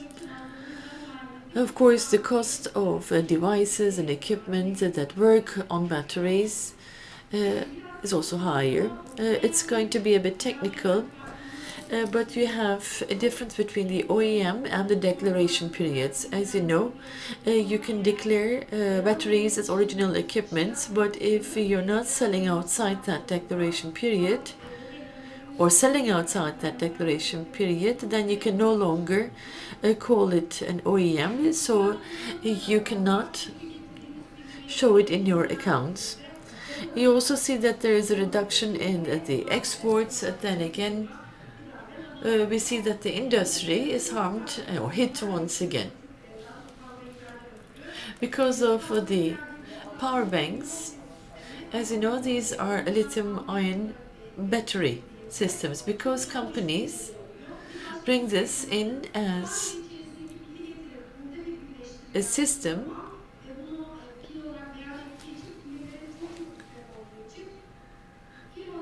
they actually pay less. We have to declare it as batteries, so there is an unfair competition between the two manufacturers or suppliers. So what they do is they bring in power banks, so local manufacturing gets another blow. There are accumulators and the difference between batteries. So if there is lead in a product, it's an accumulator. If it's a non-lead product, then it's batteries, and it's within our remit. But because lead is more harmful as a pollutant, actually its GECAP or a fee contribution should be higher, but it's not, it's lower. So I think this is a contradiction. Okay, this is all I wanted to say. Thank you very much for listening. If you have any questions, I'd be happy to answer them. Thank you. Thank you very much, Ms. Hatice Yıldız, for the presentation and the information she has given. Important material, important presentation. And TAP is actually the association that is authorized for the collection. Very interesting campaigns, especially those with children, those for hearing impaired kids. And you say we should not harm the environment, you say, to the kids. Okay, now the last word of the session is Mr. Alpan Eröztürk. He is the Government, International Relations and Projects Manager of the ÇEVKO Foundation, our host. Thank you. Now we're talking about the preservation of the environment. I think this is the general situation. You always start as a crowd, but as things get serious, the people go away. So I would like to thank all of our guests who are still with us. Okay. The title of our conference is Extended Producer Responsibility. But what we are trying to underline is that actually producer responsibility is about the industry. So producers have responsibilities. There are certain requirements. So within the legislation, you see the requirements. But later on, once that product becomes a waste, there is another group of responsibilities. So if you extend that process, it becomes extended producer responsibility. So when we're talking about an extended producer responsibility, first we have to remember that we're talking about the responsibilities of the industry.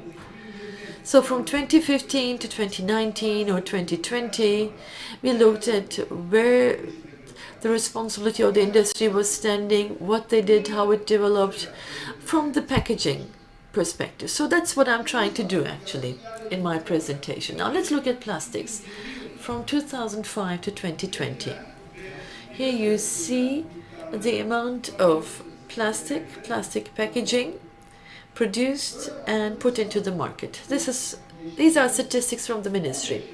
So in the last 15 years, you see that you have about 30 million tons of plastic produced, and about 12 million tons of these were put in the market, which means, you have a production in plastic packaging of about 30 million tons, and what is declared to be collected is about 12 million tons, which is about 40% of the produced amount.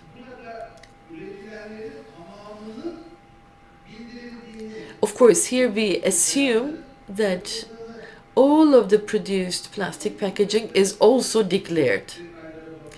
Of course, you could look at statistical details of what is coming from abroad, what goes abroad, right? But in general, we can say that, assuming again that they're all declared, plastic packaging production is only declared to be on the market by 40%. Let's look at the other types of packaging. For metal packaging, it looks like the situation is slightly better. You have about 4.5 million tons of production, and around 3 million tons have been declared. Again, what do you mean by declare? There is a regulation on the control of packaging waste. And the legislation says that the producers are obliged to declare how much packaging they have produced and put into the market. So what I'm trying to show to you is the difference between the two numbers. So, and actually they also calculate their contributions according to these declarations. And now you will see that this is going to increase in parallel. The same is true for paper and carton. About 37 million tons of paper and carton packaging is produced. Only about 17.5 million tons were declared, and the recovery requirements were only met for these. There are many examples, but I don't want to bore you because it's already late in the day. But again, it's 48% only. Let's look at glass from 2005 to 2020. You have 12.5 million tons produced, 9.5 million tons put into the market and declared. So you have a higher share here. A recovery rate is lower here. So you see that there's a serious drop there. And for composites, it's 2.1 million tons produced and 1.2 million tons declared. Why am I talking about this? Theoretically speaking, in a country, when we want industrial entities to live up to their commitments, we want them to declare their production and assume their responsibilities. But here you see a slide that is actually a summary of all. For all of these packaging groups, in total, the production is 92 million tons in the last 15 years. This is produced. And almost 48 million tons were put into the market, so about half of what we produce. So it's like we produce, but we only put half of it in the market. I'm not talking about imports, exports, within the scope, outside the scope, but 50% is quite a high number. So throughout these 15 years, almost half of the packaging that we produce have been declared to be within the system. That's one.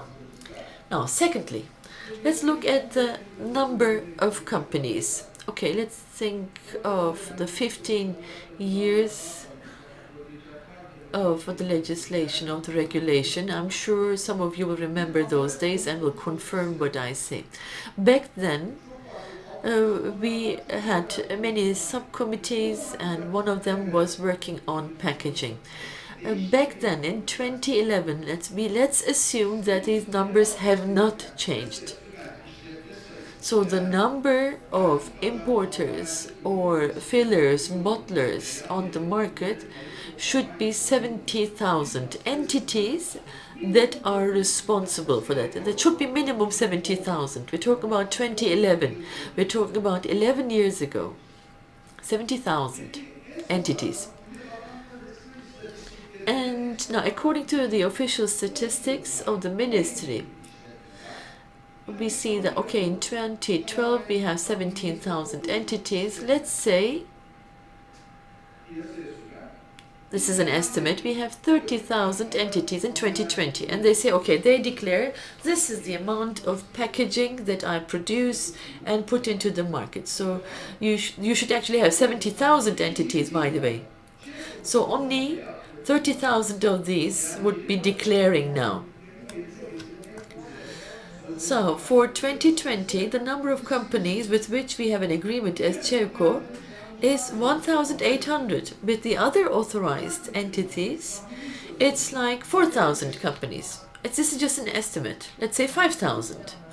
But still, so you should actually have about 70,000 companies in the system.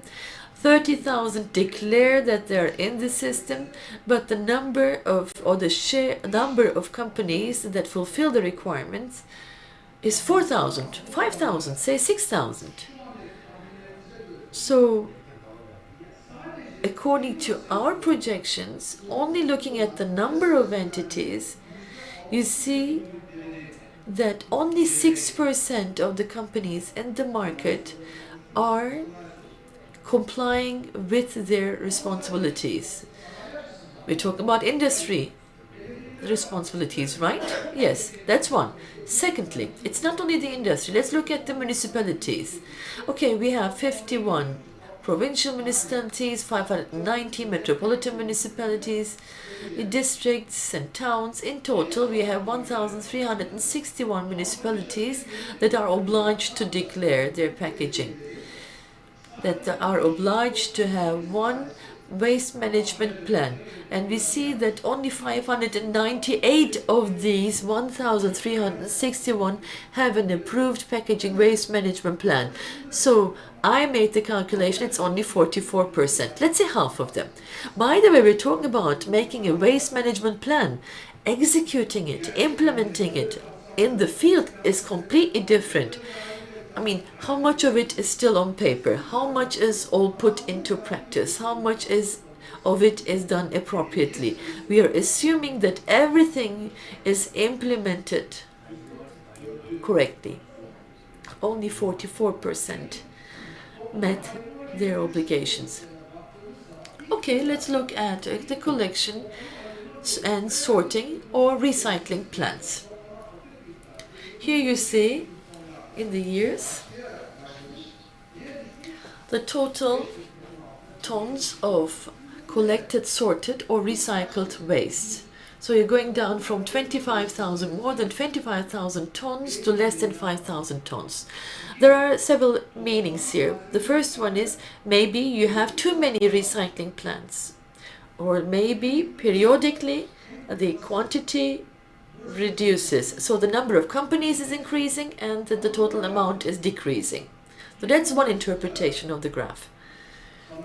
Now let's look at the general picture. Only 6% of the companies in the industry meet their obligations. That's one. Secondly, only half of the packaging produced is declared to be on the market. And only 44% of the municipalities meet their obligations to prepare a plan and collect and sort their waste. So when you have these numbers, the solution is actually in the system itself. You have the rules, you have the framework. So maybe a more constructive method would be to make all the sanction mechanisms and auditing mechanisms, inspection mechanisms more effective. So it's not about the rules themselves, it's about the implementation. But here we're going to a completely different way of thinking. We said, okay, it's not being implemented, let's try something else. My concern here is that these surveillance and monitoring mechanisms will also have problems, perhaps, in the new models, because these market surveillance systems are not enforced. If you do not enforce them, no matter how much you change the rules, there will be different rules that are not being implemented. So all stakeholders, from the industry to the municipality, are not appropriately taking their responsibility in the system. But what do? We're trying to introduce a new system with new rules. Okay, why are all these important? I'll try to be very simple because we have real experts here, but we also have people watching on ÇEVKO TV and on our ÇEVKO Foundation YouTube channel. So I'll try to be brief and very simple. So why are we talking about producer responsibility or industry responsibility? Okay, waste. Waste has a cost. Garbage, you can call it. Okay. And the cost is X, let's say. You don't do anything. You take it to the landfill. You take the garbage to the landfill for a municipality. The cost is X. Okay. Then you say, okay, I'm going to sort recyclable waste and the non-recyclable waste, and I'm going to take them to two different places. And then the cost becomes more complicated. So then you're going to have expenditures about the infrastructure, about the communication, the transport to the system. You're going to have an infrastructure that will support your containers. So you have some additional expenditures. So it's plus Y. Then you have minus Z because you are collecting some material and that has a value. And so because you can sell it and you obtain some revenues. But then you have the X cost if you don't do anything, but then when you do other things, even if you have the savings, the cost will always be higher, at the very beginning at least. And that difference is about extended producer responsibility. That difference is the difference that has to be supported, financed by the extended producer responsibility system. That's why we keep talking about EPR systems.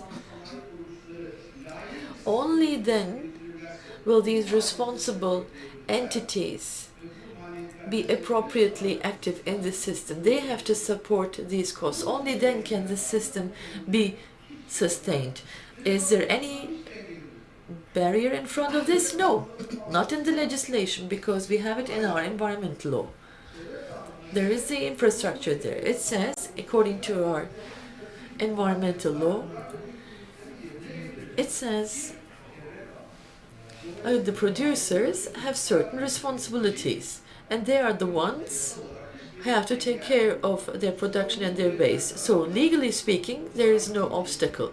So there is a group that gives you the responsibility, and there is a party that has to make sure that these responsibilities are observed, but they're not doing their job. Okay. What about the administrative infrastructure?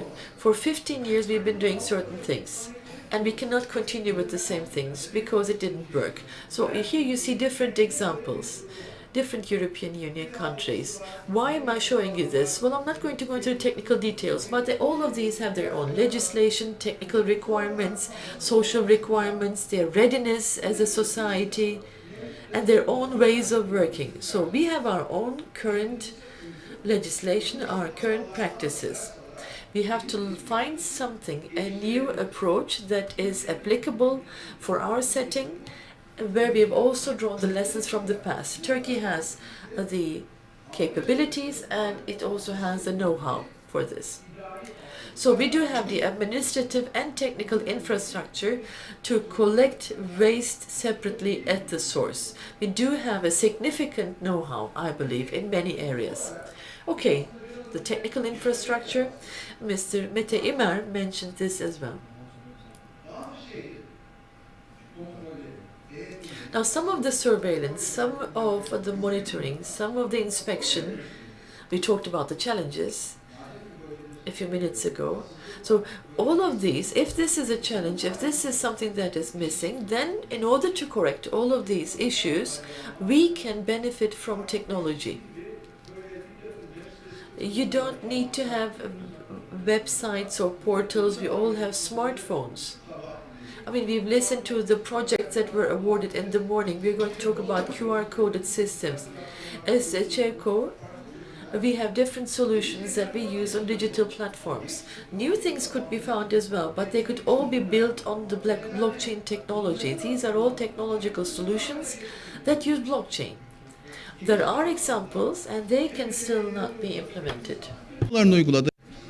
Municipalities authorized sale points, maybe some individual enterprises provide many technological solutions. So we don't have any missing point in the infrastructure either. For that reason, in our country, we can have a healthy industrial responsibility, that is an EPR system. If we want to establish that healthy EPR system,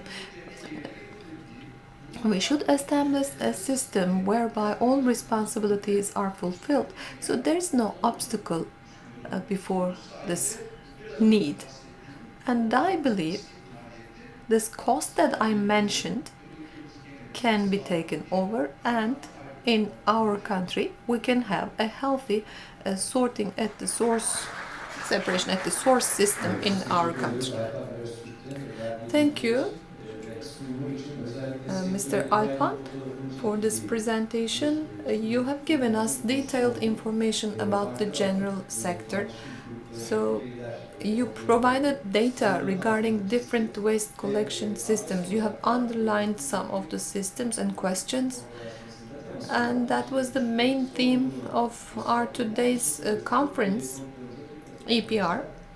I'd like to thank all our speakers for the valuable information that they provided once again. Thank you. So this brings us to the end of our current session. We'll take a 5-minute break. Then Deniz Şafak will be here with you. We'll talk about digital solution recommendations. It will be the last session of today. And then we will have the closing remarks by Figen Soykut. See you in 5 minutes.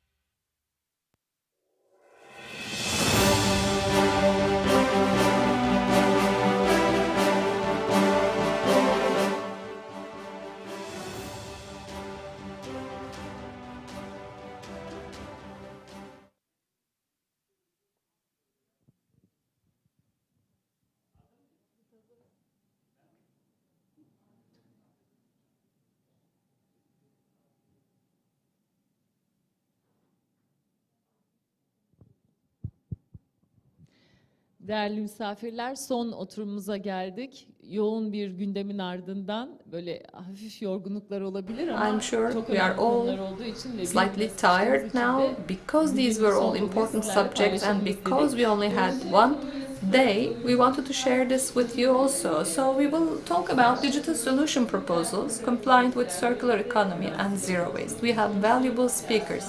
We have Fatih Arslan, the project specialist of ÇEVKO Foundation. We have Associate Professor Oğuzhan Erdoğan from Bucak Municipality. We have Dr. Hülya Günay, Quality and Environmental Management of Migros. We have Atkasan Factory Manager, Mr. Lütfü Kıpkıp also. Waste management is an important topic. It is still a developing subject in Turkey, and we will share all the details with you. The first presentation will be done by Mr. Fatih Arslan.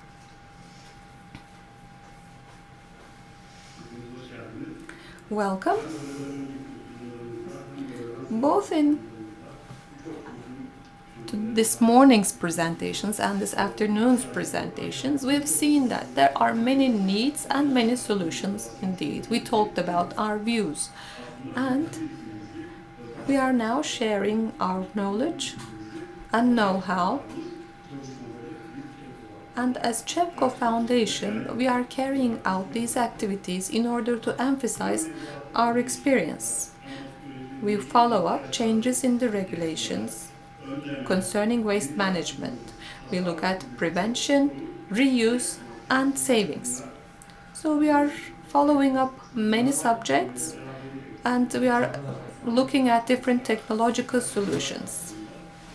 We have many technological and digital solutions, and for this we came up with two digital solutions. One is Prokets and the second one is Nereye Atayım, where to dispose this waste. So I will talk about Prokets today. That's the second alternative that we came up with. It's developed by ourselves. It looks at regulatory changes, compliance with the new regulations, and after these regulatory changes are made, the relevant analysis, reportings, data collection, use of this data, existing waste management systems, relevant developments, waste collection, transfer, sending them to recycling units and municipalities, also integrating all this with our institutions' software, and also to make sense of the data collected out of these systems. If we cannot measure, we cannot manage. The biggest need concerning this data is storage. Not only the storage of the data that we are producing, but also storing many documents that we are coming up with from the system is very important. And accessing this information is also very important. The whole system is combined in this Prokets infrastructure that I have mentioned. What will Prokets give us, and who's going to use Prokets? Notwithstanding the activity field and size of the enterprise, Prokets is developed in line with the needs of all types of enterprises. What can we get from Prokets, and what types of solutions we can get from Prokets? First of all, we can see compliance issues with the regulatory changes, and we can meet our obligations concerning the regulations. We can obtain the relevant reports concerning regulations. If we did not obtain our zero waste document, we can integrate the system which will help us obtain this zero waste document, and we can implement the relevant measures. We can also prepare reports in line with the integrated environment information system. We can also prepare our declarations by using these reports. And we can provide reports needed by our own institution, and we can make our institution a more traceable one, in line with our targets. We can obtain the needed data from the system, and we can prepare the related reports. That's a cloud-based mobile system.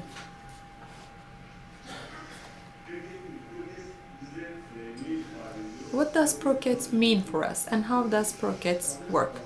This is an address-based system. Why did we do it in an address-based manner? It also monitors the journey of the waste from the inception point. So the reason why we have done this system in an address-based manner is because we are aiming at having a zero waste target, and we also would like to follow up our documentation registrations. That's why we have done it in an address-based manner.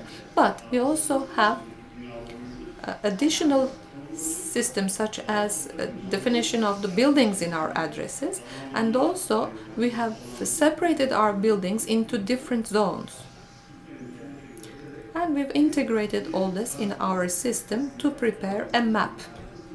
Actually, this is the map of a given address, and all the information about our institution is going to be recorded in this system. Once you prepare the map of your address, the main purpose is to enter data concerning your waste. All the details concerning the waste will be integrated in this system, and after this integration, we will carry out a needs analysis. This needs analysis will be done with the help of our equipment and everywhere where the waste will be produced. We have an algorithm to do that. We will calculate our container needs thanks to this algorithm.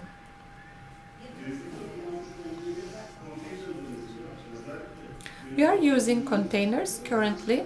They have to be compliant with the regulation in terms of zero waste management as well as the other regulatory needs.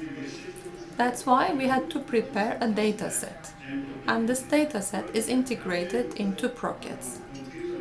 So we can look at our existing containers, we can enter their data into the system and check their compliance with the regulations. Also, we can get additional information about the additional collection bins that we will need. And we can get information about how to procure them. All the data that we get from that will be recorded in a QR code. And this QR code will be sent to all the waste points and collection points. And you can use your mobile devices to scan this QR code. And this waste can be transferred to the provisional collection area. You can trace this waste. You can learn how long it waited in that collection area, and the wait periods, are they compliant with the legal requirements or not. You can know all that by looking at this QR code. You can make necessary analysis and you can obtain necessary data. The most important criteria is for us to look at our own institution or facility and what types of activities are carried out in this point. Because this model will be used but in a different manner for different types of enterprises. In some points we can use a dual separation method, and in certain points, for example, if we have a kitchen in a collection area and there's waste associated with that kitchen, then the system to be applied will be a triple system or threefold system.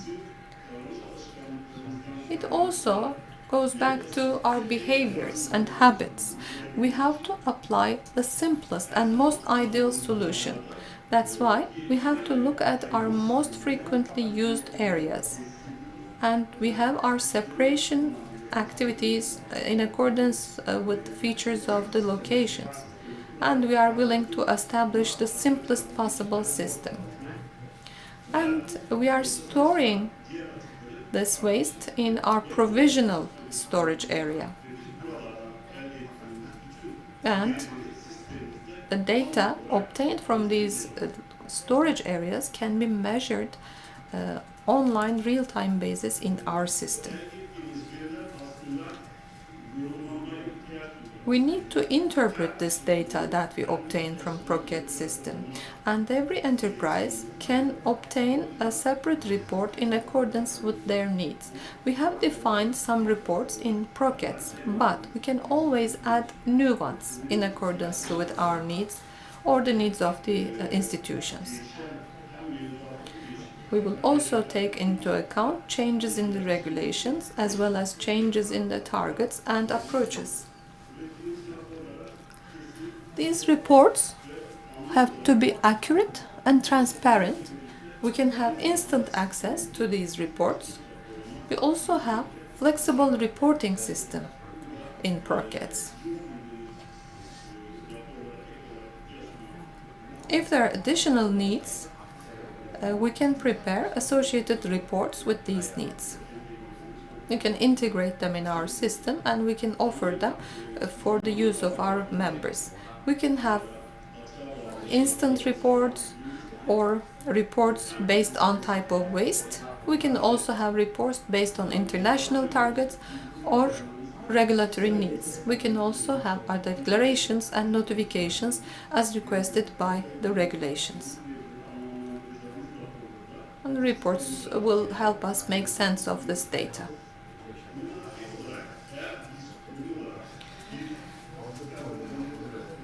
If we have a standard system, a standard industrial analysis in our institution, we can integrate Prokets in our system so that there could be a data exchange between the two systems. I've talked about a mapping system for our waste and the buildings as well as the address details. But this model that we established has its main block as the critical point control, which is the temporary storage areas. In our temporary storage areas, we have to comply with all the criteria.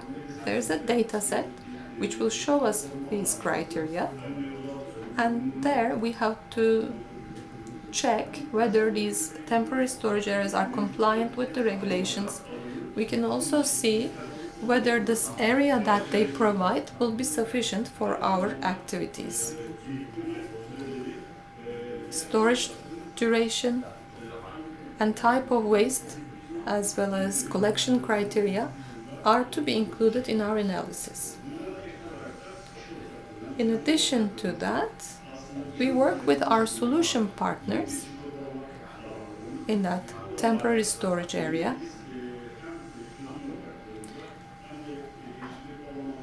We have our solution partners, and we have designated a QR code for each segment in this temporary storage area. We can monitor the dates of entries and exits to and from our storage areas, and we will know the amount of waste collected in these areas. We can make measurements depending on the type of waste. We also have an early warning system. This warning system will be activated if the waste amount is not sufficient, but the timing, a deadline of storage is coming to an end. Then we will have a warning from the system. We will get in touch with our solution partner and we will give away our waste.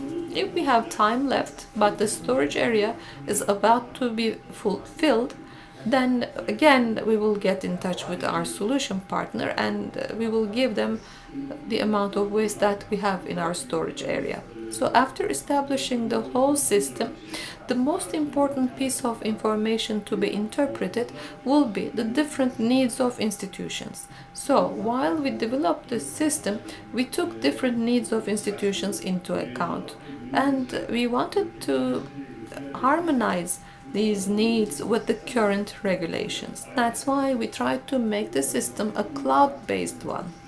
This system was developed by ÇEVKO together with our solution partners. In all of the transactions, we can assess the incoming requests and we can amend our software in accordance with future needs.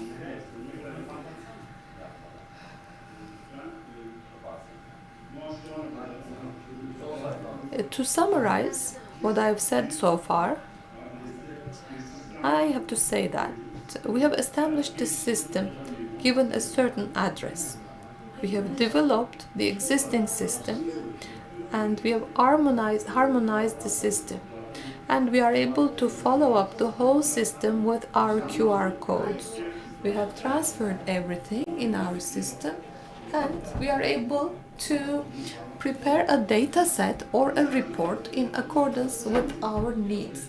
Do not think that as an address only, but we can have different provinces, different countries, different cities, so you can use the same system in different places as well.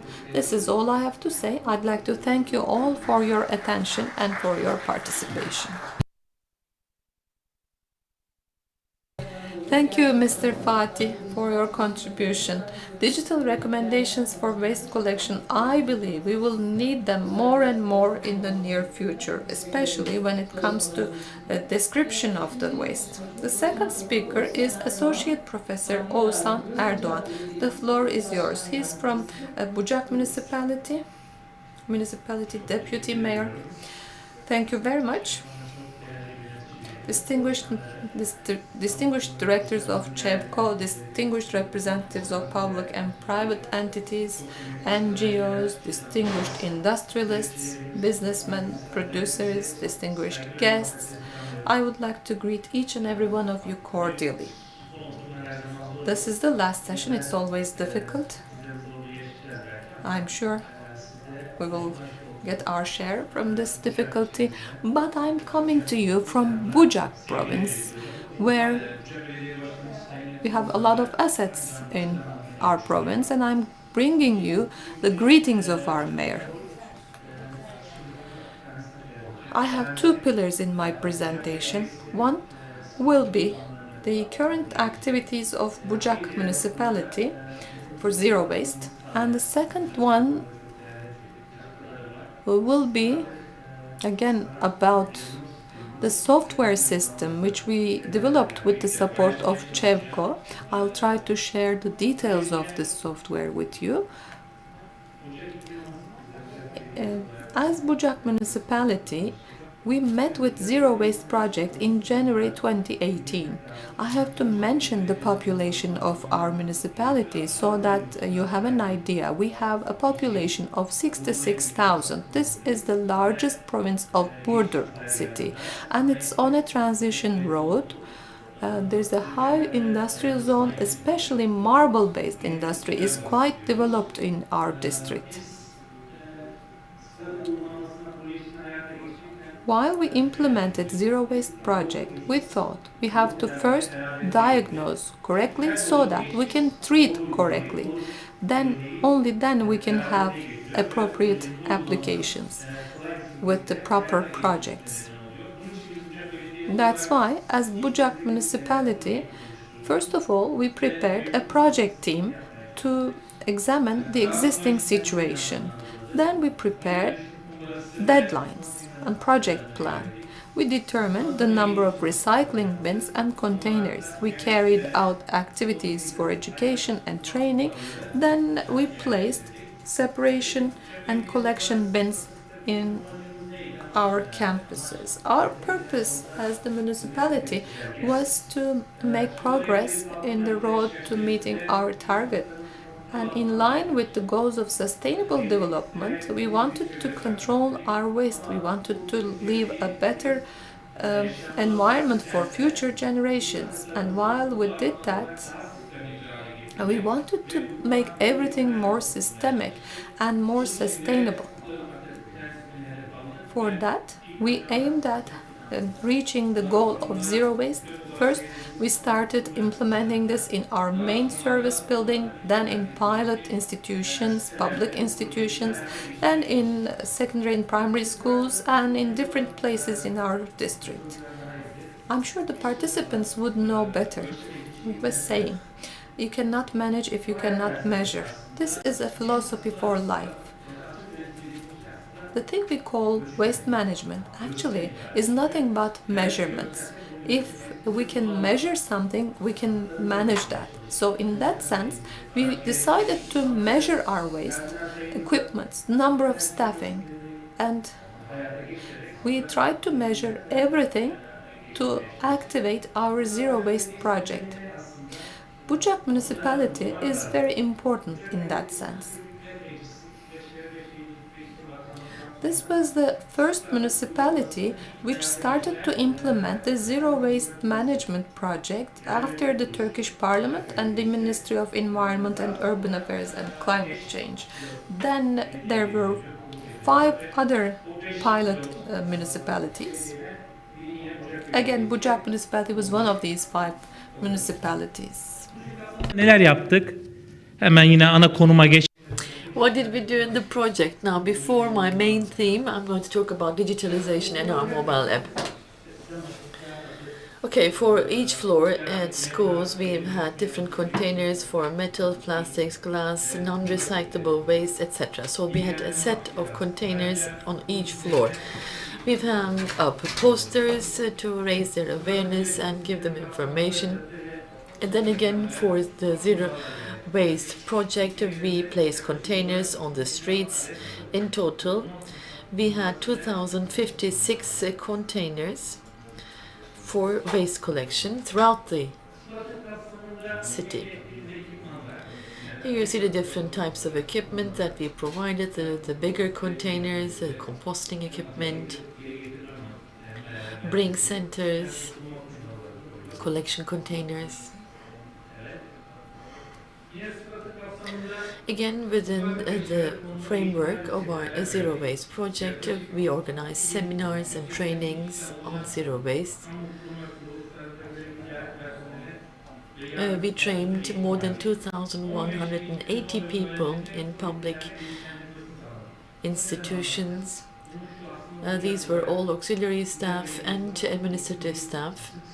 And 15,214 students were trained. This is very important. We're talking about a city that has a population of around 66,000 people. And we actually want all our citizens to know what we're talking about when we say Zero Waste project.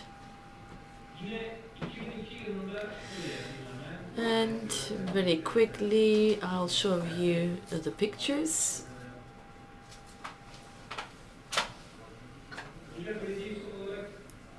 At the Bucak municipality, we had the first waste bring center of more than 2,000 square meters and 2021. We had the first Zero Waste festival before the pandemic. We couldn't hold the festival during the pandemic, but after us, many other municipalities followed suit, and they also had Zero Waste festivals and events. We have been given many different awards.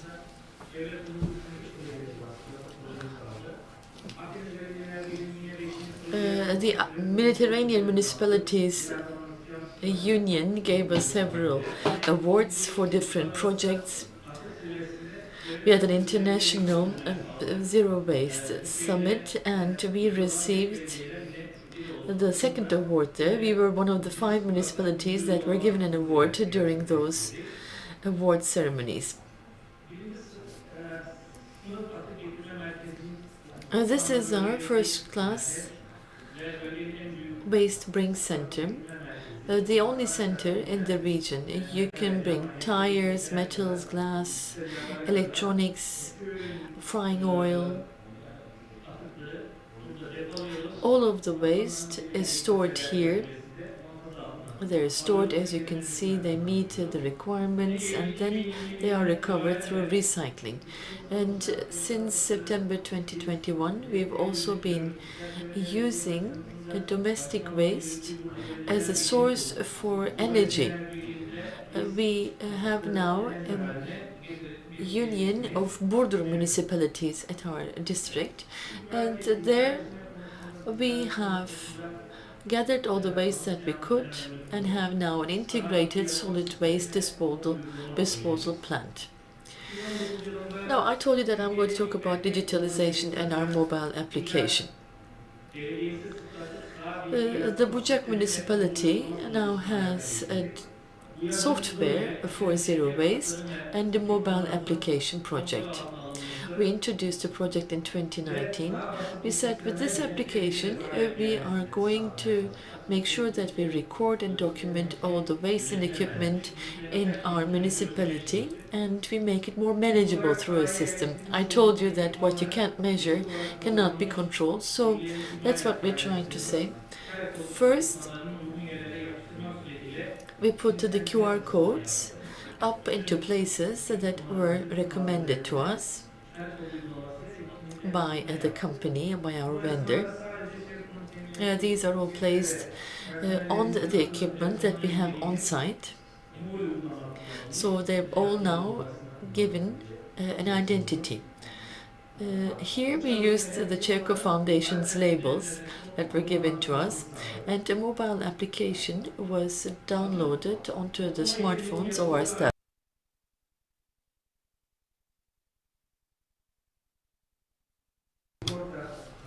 This way now we can see all of this equipment on a map, and they're all identified with numbers. The waste is weighed, the information is entered into the system, all maintenance, preventive maintenance, repair, insurance, and breakdowns, different orders are entered into the system as well. We have named all collection sites. They're also given a name in the system.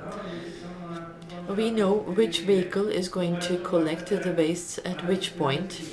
We also know the username and password at each operational site. All of the operators have their own usernames and passwords. We know how the mileage of the vehicles, their fuel levels of the vehicles, and at the end of the day, at the end of each operation, we know how much they have covered in terms of distance, how much fuel they have spent, how long they have worked, the total time they have worked, the equipment that they emptied, the cost, the waste as weight. At the very beginning we only had 9 vehicles, but then we looked at the system and we had a more efficient collection system, and we could do the same operation with 6 vehicles only. So all of this is of course very theoretical, but there's a video that we have prepared for the application. I would like to share that with you so that we can also have a short break, and then we'll continue.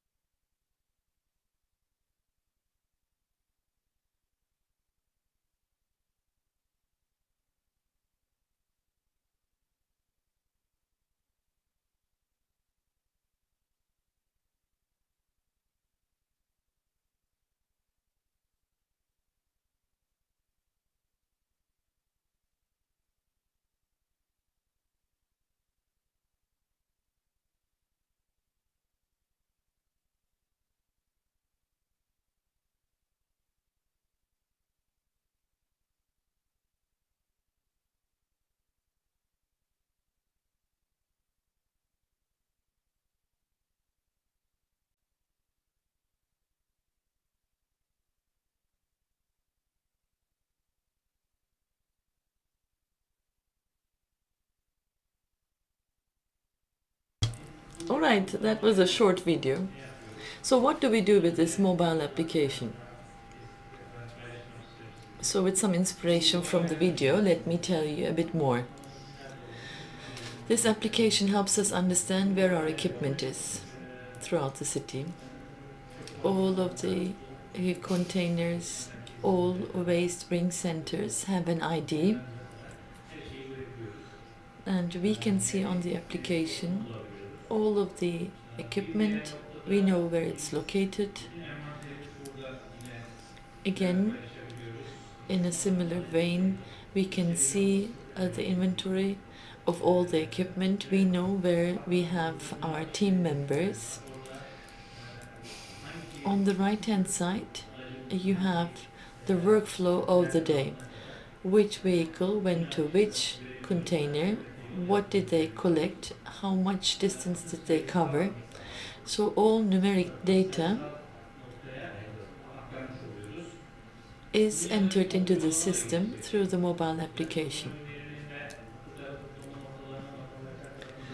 We also wanted our citizens to see how we collected the waste, so we have an interface for our citizens too.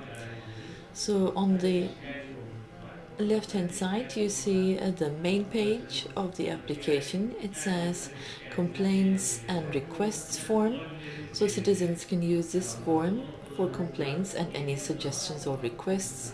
Then you see the waste collection points. Then you can select the type of the waste. This is the screen that you see in the middle. Is it a PET bottle? Is it electronic waste, etc.? On the right hand side you see, for instance, for electronic waste, where the containers are located, how many kilometers to a certain location, etc.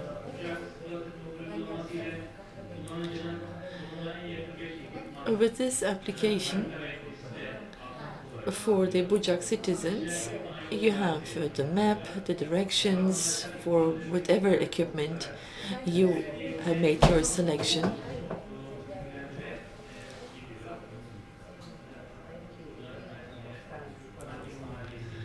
Here again you can select a neighborhood, you see the containers, and when you scan the QR code, you can also help us as a citizen to understand how full these containers are. As we were saying, reporting is also a critical component of the system for us.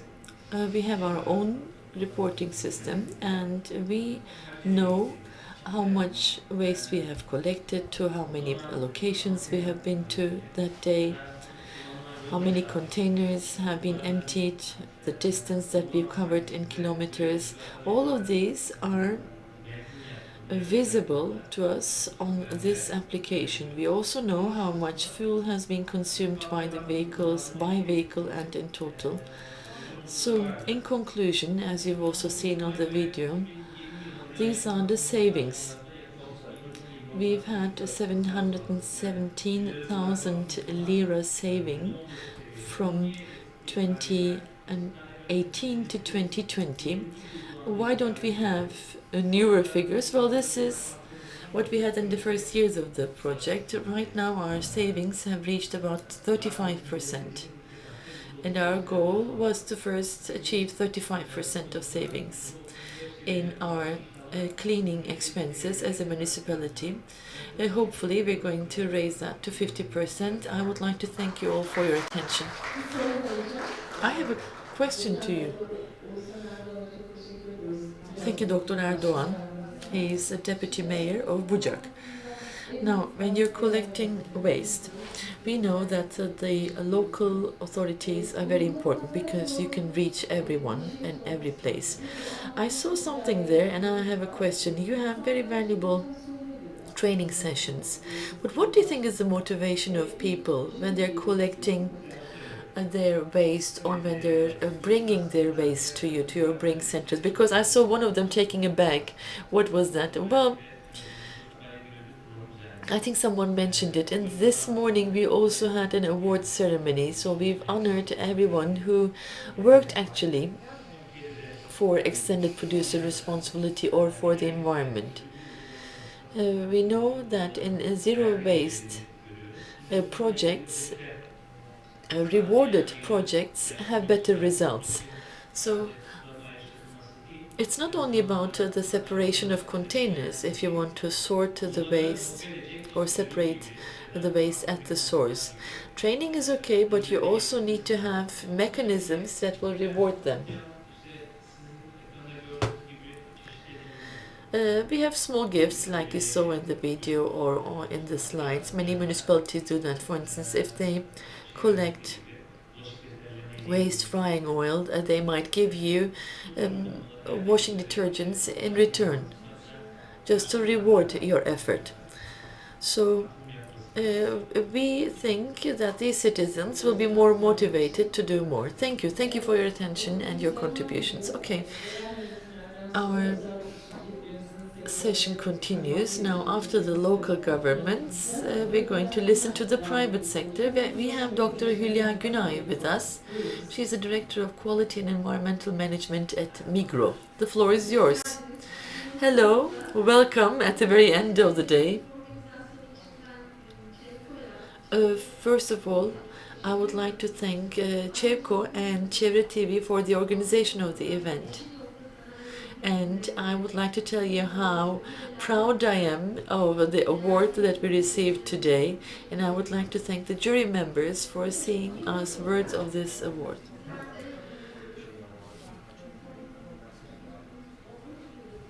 At Migros for almost 12 years now, we have been putting sustainability at the heart of our activities. We have a plan for the future. But before that, I would like to tell you a bit about the Migros ecosystem. Migros, as you all know, has been operational in Turkey for 68 years in 81 provinces. Online and offline, we are serving these customers as a retailer. The brands are Migros, Makro Center, Migros Toptan, the wholesaler, Migros Sanal Market, the e-commerce, Migros Hemen, the application, Makro Online, and tazedirect.com as a website. We have more than 55,000 employers, more than 20,000 farmers and producers who work with us, and we have more than 2,630 stores in Turkey. And we are the only retailer that has made the list in the BIST 100 index for the 8th time. Here I'll talk about our sustainability plan.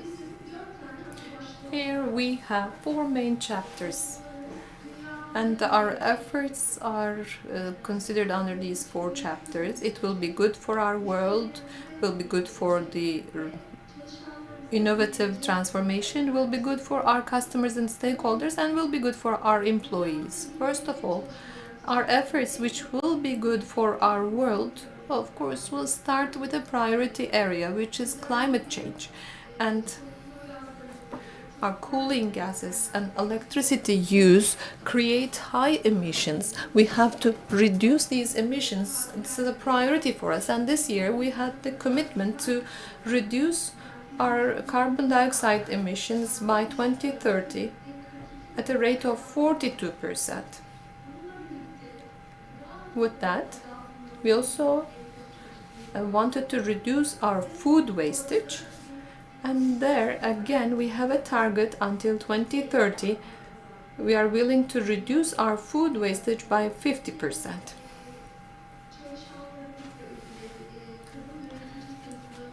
And we'd like to increase the number of female directors by 35%. It's one of our important targets.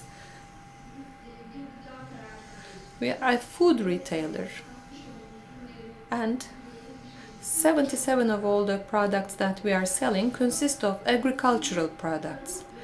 Therefore, we want to prioritize sustainable agriculture. We started the practice of good agriculture in 2009, and we are willing to increase the content of good agricultural applications. In the recent years, sustainable and regenerative agriculture have become an important item on our agenda. So we have launched our new product with an important certificate. We want to protect the health of soil. We also would like to improve the wealth and welfare of our farmers. So we want to continue on working regenerative agriculture, and we'd like to increase the number of such produce. So I don't want to take up much of your time. Therefore, I'll talk about our integrated sustainability report, which we published for the first time this year. Actually, this was a letter to the future. Sustainability lies at the core of all our work. We have a relevant committee for that, and this committee is heading our sustainability efforts. We have a higher awareness now, and as you said, it is time to take concrete actions, because we are now in 2022. As you know, in July, we will be starting to use we have started to use the resources of 2023. Therefore, all of the institutions, NGOs, enterprises, including the people, will have to put their hands on this task. They have to take responsibility for that. And now I will pass all these to accelerate my presentation. We discussed that the circular economy, zero waste, and Mr. Oğuzhan mentioned these in detail. We also have a priority of zero waste. When the regulation was published, our lives have changed. Let me talk about the history of this regulation. Well, we have been working with the ministry for years now, and as a result of these efforts, as a retail company, we were able to obtain the right to manage our own waste. In 2007, we had a regulation about packaging waste materials, and municipalities were given the right to manage this packaging waste. In 2019, so quite a long time elapsed since 2007. In 2019, we said that the waste should be managed in an integrated manner, and the waste could not be measured, could not be recorded. And as you said, it wasn't possible to manage something that you cannot measure. Therefore, the waste management had to be done by the company itself. So we had expressed our views in that line constantly. Then we had the zero waste regulation and the environmental law. And we were then able to manage our own waste. This was kind of a revolution for us retailers. Then we have our partners, our stakeholders here, like Mr. Lütfü. We've had some good cooperation with our stakeholders, and we started our project to separate the waste at the source, and we prepared this project. Well, I'm moving rapidly now. We had to develop a tool to do that, because our biggest problem was not to have a record of the waste. The licensed company used to come to our facilities and receive the waste, but nothing was recorded. So what we did was to design a tool to do that. In collection vehicles, now we have a digital weight scale. Therefore, all the waste from the moment they are collected from the store are recorded and entered into a database. So we can now trace the amount of waste on that digital application. And we can report and see the amounts thanks to the digital applications. And it was a big support for our stores. It helped the communication between our stores and the licensed companies. So in case of a need in our stores, Now they can directly use this digital app to get in touch, and for us it's good because we can have instant reporting. We know why the levels of waste have decreased or increased. We can do relevant analysis. With that, now the waste management process is taken under control. We have a short movie to show you the importance of that.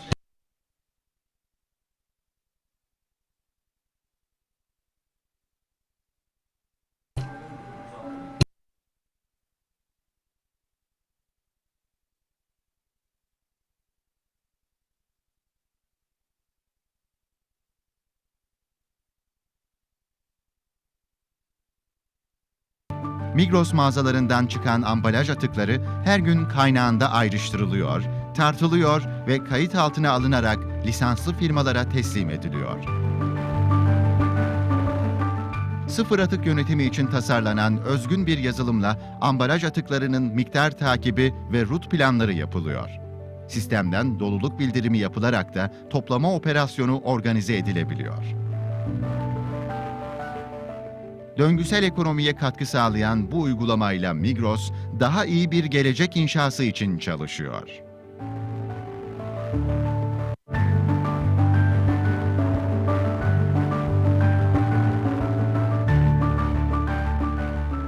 Yenilikçi, sürdürülebilir, şeffaf ve ölçülebilir bir atık yönetimi anlayışıyla doğayı ve geleceğimizi koruyoruz.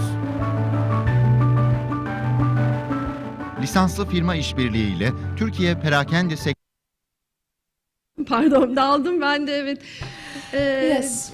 Detaylarını anlatmayacağım. I'm not going to go into the details of this project. Maybe Lütfü Bey can talk about that. But we are now living in a digital era in the world. These softwares are important for us to do the waste management and food transportation more efficient. We are using these softwares very frequently. It's also important in our communication with the headquarters, with the field, and with our stakeholders. So we believe in the importance and necessity of these softwares. Right now we have 882 stores and the project is growing rapidly. We've come to a level of 900 stores now currently. In the first 6 months we've collected 3,742 tons of waste and it's increasing rapidly, and we can do these analysis on this app. Compared to the times when we first started this project, we see that we can have a store-based collection system and there's an increase of 35% in the waste collection. So we have now a more efficient waste collection system. In our stores, the waste has now acquired a certain identity. Previously, it was a commodity which was put in the garbage, but with these efforts, the waste is now becoming a commodity with its invoice, with its weight. So it's end of the waste, it's become a kind of a raw material. I believe this is the biggest difference that these projects have made. So some of the other projects that we have done as good practices: less plastics will be good for our world. As the business world plastics enterprise, we became a part of this enterprise initiative last year. We are one of the 21 institutions. Now we have a commitment to reduce our plastics use by 493 tons. How can we do that? We can reduce the unnecessary use of plastics. We can amend our designs so as to reduce the amount of plastics. These are our reduction efforts. And in line with our commitment to reduce plastics, we have also looked at our private label consumption and production. So we have developed a project we call Index to the Packaging. And we've looked at our 660 private label products with a consultant company, and we've calculated the rate of recycling. We saw that approximately 15% of our products, especially those composite layered products, were problematic. And in the remaining, that is the majority of our products, have recyclable features, 85%.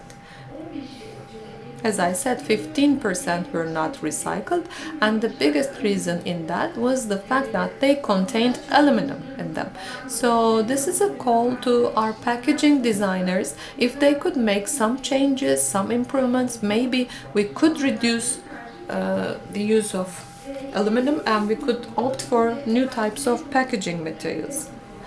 The use of rPET, rPET, in our products is another solution. Especially, we started with the detergent category. The first year we were able to reduce 8.5 tons of plastics waste. And our purpose is to expand our product portfolio where we use rPETs. Do not buy nylon bags, support the environment. So as a retailer, we have to discuss this nylon bag issue. As you know, the ministry brought this new practice. Now people have to pay for the nylon bags, but currently, where we are now, in 2018 the situation was different when this first started, and there was a reduction of 70% in the use of plastic bags, but the rate is now 50% because the price of nylon bag remained the same. So the first pace was lost because there was an awareness in the eyes of the consumers. But now we are willing to gain this back. We prepared some campaigns. We told our consumers we would plant trees on their behalf if they don't get any nylon bags from us. And we had some lotteries between March 17 and June 17. With this campaign, we got participation from 4.5 million people with 39 million gains. And in that period, compared to the same period in 2018, we saw that there was a reduction of 21% in the use of nylon bags. Another project,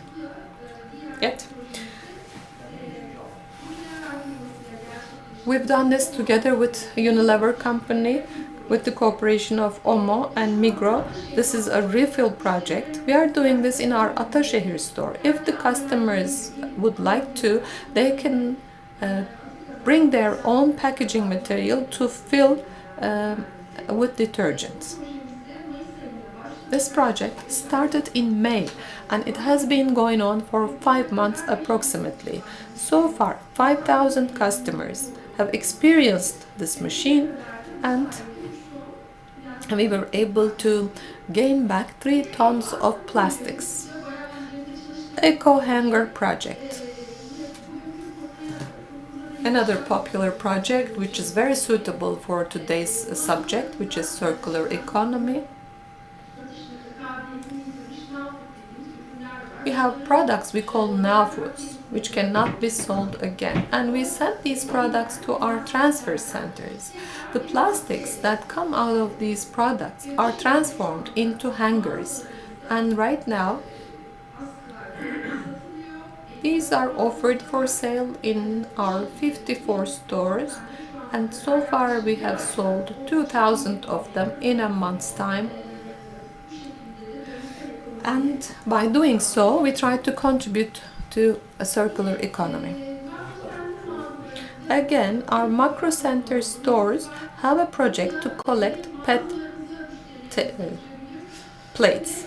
Customers can bring their plates to our stores, and we can do the same on macro online. We can collect these plates online as well. So our purpose is to take back these plastic plates used for fruits and vegetables. These are collected and given back to licensed companies, and they will be regained for our economy. There's so much more to say, but we have limited time. I'd like to thank you once again. Our purpose as Migro is to enhance sustainability, to bring it to our focus in different fields of activities, to bring healthy and safe food to our consumers, to meet their expectations, to provide them with these products. And while doing so, we want to protect our employees. Also, in the meantime, we want to be respectful of our environment and protect the environment. Thank you very much once again for your attention. Thank you, Dr. Hülya Günay, for your contribution. Thank you for this information. Now, that's the last speaker of our session, Lütfi Kıpkıp, the plant manager of Atkasa. Hello, everyone. First of all, I would like to greet all of the speakers cordially. I'd like to thank the organizers of this event. I'd like to congratulate ÇEVKO for their activities that went on for 31 years.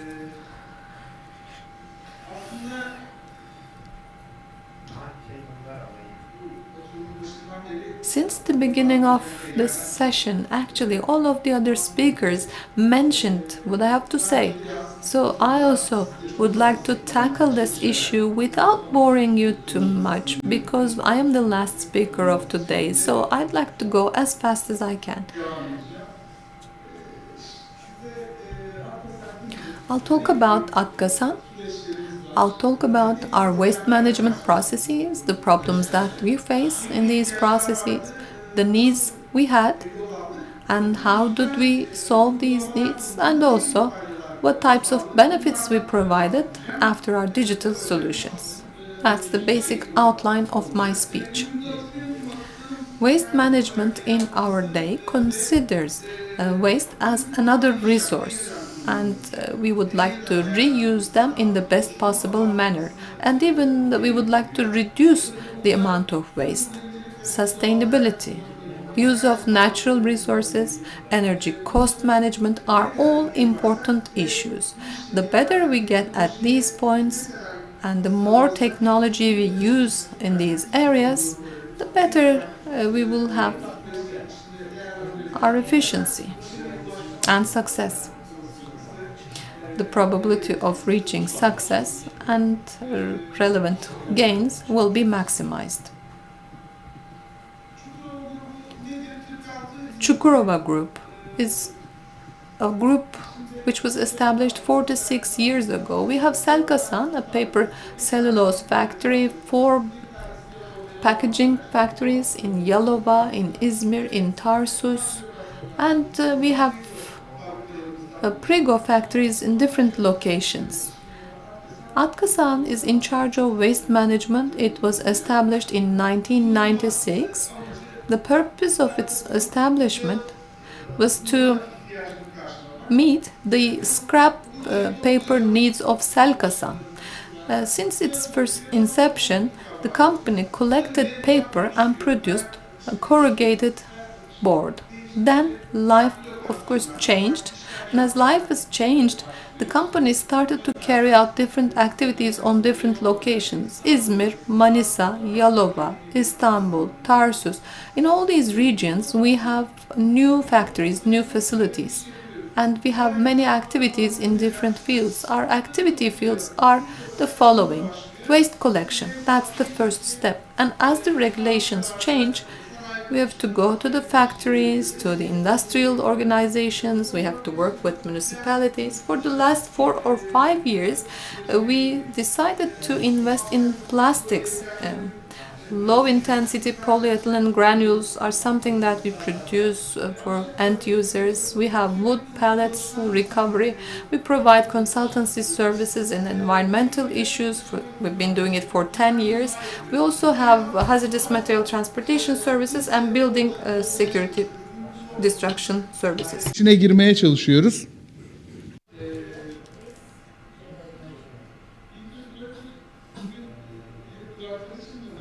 We talked about Peter Drucker a lot.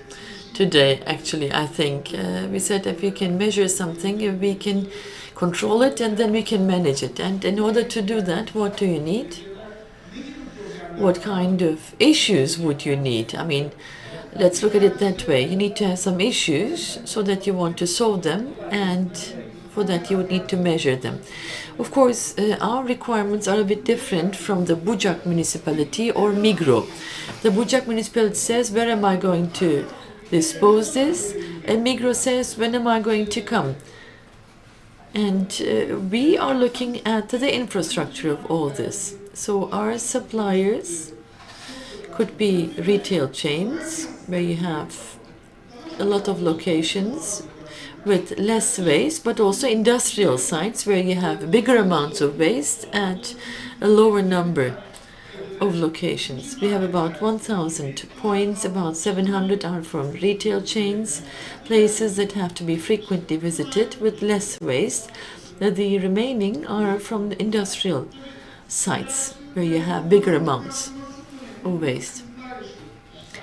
Of course, timeliness is very important when your suppliers request a visit. We would have a request from a location where the waste was created. We had a system of our own, but because we weren't measuring it and because we didn't have any retrospective assessment, we had reliability issues. Like someone called us and said, well, I called you, no one answered, or I made a request, but no one came. So with the digital infrastructure, we eliminated some of these problems, so it became more reliable. Then it became measurable. Julia showed us in a video. I also have a similar video. Okay, we go and collect the waste, we can weigh it, we can immediately see how much it weighs, so that becomes a reason for trust by the supplier. So it's measurable. Transparency is important, where you went, what you do,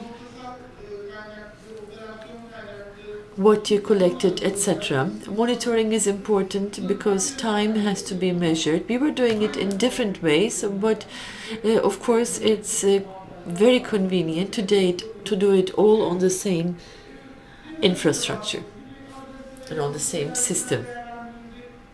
We talked about the process before. Okay, what we did first, we looked at the suppliers, we made an assessment. What do we have? Where? What is this? Is this one case? Is this one press? Is this a container? Is this a bin? So we assessed the situation at the different locations. As Ms. Julia said a while ago, I call it a drawer, but my friends are angry with me. They say this is an innovation. You can't call it a drawer, but that's what I say. I mean, it's a drawer under the vehicle, and there is a weighing scale on it. Yes, maybe I shouldn't underestimate it, but this weighing scale talks to the software, and once they log in, we can see what the amount of waste is collected at that specific point, or we can see it as well. Okay, we can see a certain region as a whole. Of course, this brings about many different advantages. We have the waste, we have the order, we have the request, we have the route planning, and the collection. And then we do the monitoring. Here you see the requests as items. You see Migro, or you see industrial plants. You see waste collection companies. All of these can be seen on the same screen. This is a big advantage for plants like us, because you open the screen, you see, okay, where is my vehicle? It's here. I collected this request. This request has been closed. This one is still going on. The other one is waiting. So seeing all of this is wonderful. I can see all the requests, how many have been closed between 2 dates. I have many different dashboards and many different screens like this. So where are my vehicles? What are they doing right now? For instance, when we took this screenshot, we had operations going on at 7 points. We have more than 40 trucks that work all the time. So it's almost impossible for one person alone to check all these. Then we had several people taking care of this. Then they got confused. The documentation was confusing. But right now we have one person who is managing it, so it's much easier to control the whole business, and it has brought about many economic advantages. I can see all the vehicles one by one. I can see the license plate. I know this one's in operation, this one is idle right now, this one's waiting. So I can see it real time. It's a big advantage. Let's say you receive a request. You say, okay, this vehicle is available, the other one is not. So it's very easy for you to make decisions if you're going to dispatch a vehicle. You can see the real-time cost, you can see the daily cost, the cost of that specific driver, and that gives you another advantage. Okay, one vehicle does the same job. One has a cost of 3 liras, the other driver has a cost of 4 liras. So maybe it's the driver, maybe there's another problem. So it's easier to make these analyses. As you could use the system, you have a chance to make these comparisons. A similar video, sorry for that, it's like a repetition for you, but it's about 3.5 minutes, I believe. We don't only use vehicles like this. We have different types of vehicles. Some of them leave their cases and they unload it, and then they continue with the empty containers.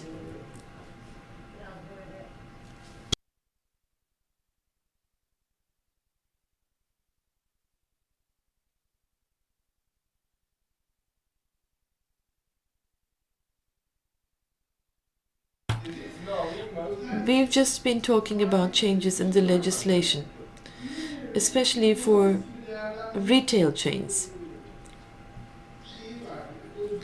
They have the freedom of considering each piece of waste like a tomato, a product. But according to the old legislation, it was like you buy something, you own the content, but the packaging belongs to someone else. Now, with the recent legislation, that has changed. There is a Turkish film where someone was shouting to sell tomatoes, and it's like our vehicles are shouting that they're selling tomatoes, kind of. I know.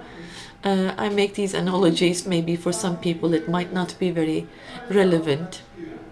Okay, as I've said, that drawer comes out, goes in, and the waste is collected. Okay, what are the benefits? As I've said, we've started measuring. It's very easy to measure. We can control it. Now that's the point we've arrived at. We have the data. It's transparent. It's not like we have 3 or 5, or you came, you didn't, you have a request or you don't. So all of it has been resolved. I can see what happened at a certain time on a Saturday. I mean, I know what is happening where, so it's transparent.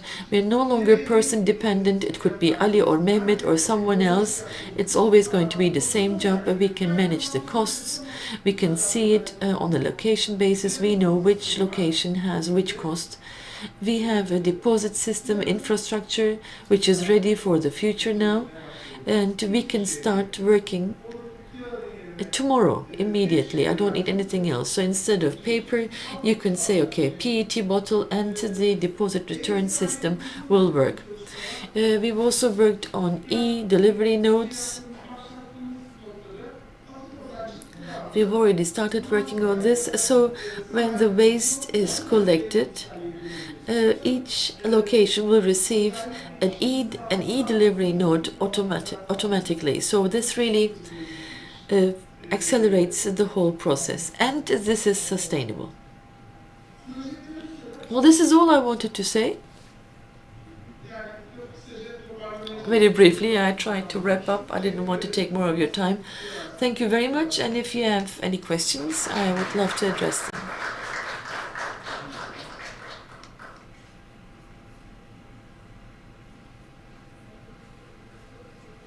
Microphone, please.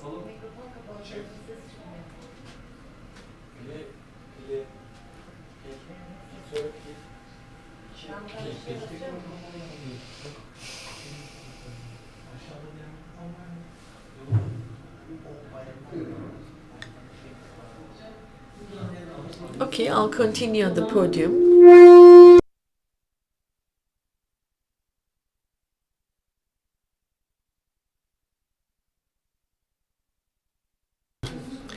Well, this was our last session. I would like to thank all of our valuable speakers for their contribution to our session called Digital Solution Proposals Compliant with the Circular Economy and Zero Waste. Thank you, and you can have your seat in the audience. This has been a very valuable day organized by the ÇEVKO Foundation. It has been a pleasure to be with you. Now I would like to give the floor to the Executive Committee Director, Ms. Figan Soykut, for her closing remarks. Thank you very much. Well, the conference started with good mornings and hellos, but I'll continue with a good evening. I won't say good night, don't worry. It's going to be brief.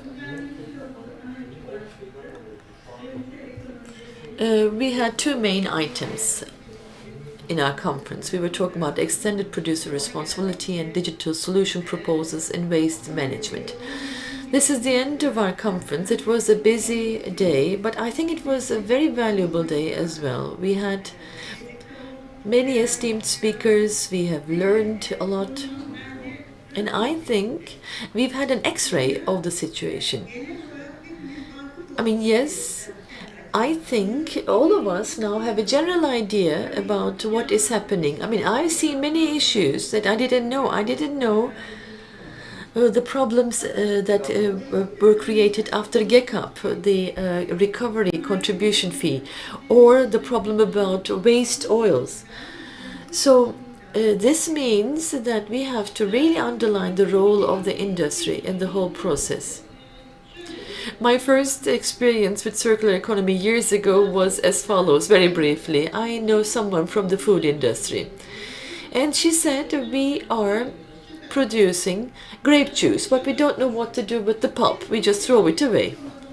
That's what she was saying. And I said, actually, the seeds of grapes are very valuable. Right now, in cosmetics, grape seeds are one of the most valuable raw materials. In Turkey, that industry is very advanced and we are even exporting it. So I told her about this, and that was my first experience. And I said the industry has to work with its stakeholders, and this has to be extended. And recent developments have shown me that actually there are circular issues that require a circular economy. The climate crisis, overpopulation, requests of the consumers, restricted or limited resources, these are circular challenges. But these also help us find new opportunities. So we now have a new path ahead. The ÇEVKO Foundation years ago went into extended producer responsibility. They brought EPR to Turkey as visionaries, and Mr. Mete Imer showed us the kind of savings they created in these 31 years. So now the economy has to be circular as well. This shows us that we can improve even further. Sorry, I was told I shouldn't touch the microphone. Okay. Our stakeholders in Europe told us that actually the solution for the circular economy is an adaptation of an extended producer responsibility. This approach changes from one country to another in the European Union, but it also showed us that it worked. So in the coming period, as the ÇEVKO Foundation, we will make use of the valuable information we received today from our European stakeholders, their experience. We are going to use the information that we received from the industry today, and we are going to take EPR one step further. We are determined, to take this step into the future. We have our working group and we will continue to work on this topic. We hope that in the days to come we will have a chance to see how far we have come in the future with the stakeholders who are with us today, because this is the only way out. The industry, in order to survive, has to help survive. We have to help nature survive. So actually we're all coming to the same starting point. Any product that comes out of a production might become the raw material or starting point of another production process. R&D is critical here, innovation is critical here, and all the innovation efforts of companies, as we saw this morning, are precious. And I would like to take the opportunity to congratulate all of the companies who received awards this morning. I would like to thank them for their contributions to the industry. And finally, I would like to say that we believe that the approach in the European Union should be implemented in our country as well. We believe that this is going to bring many benefits, and we are going to share this road with you. I would like to thank all of our speakers, Deniz Şafak and Orkun Yazgan, for their moderation. I would like to thank ÇEVKO TV, the technical teams, the simultaneous interpreters, especially for their competence in the technical terminology. We hope we're going to be together again in days where we see the benefits of a circular economy. Thank you very much to all of you, and I wish you all a very good evening.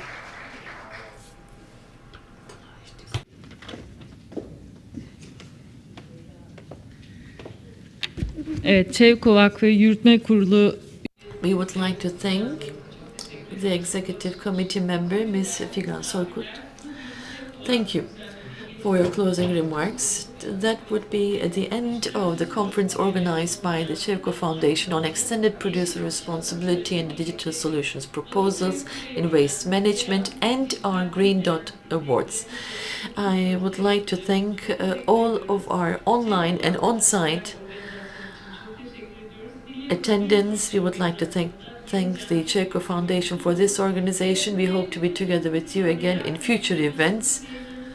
So you will be able to see the events broadcast again on ÇEVKO TV in Turkish and in English on our YouTube channel. Thank you very much, and we wish you all a very good evening.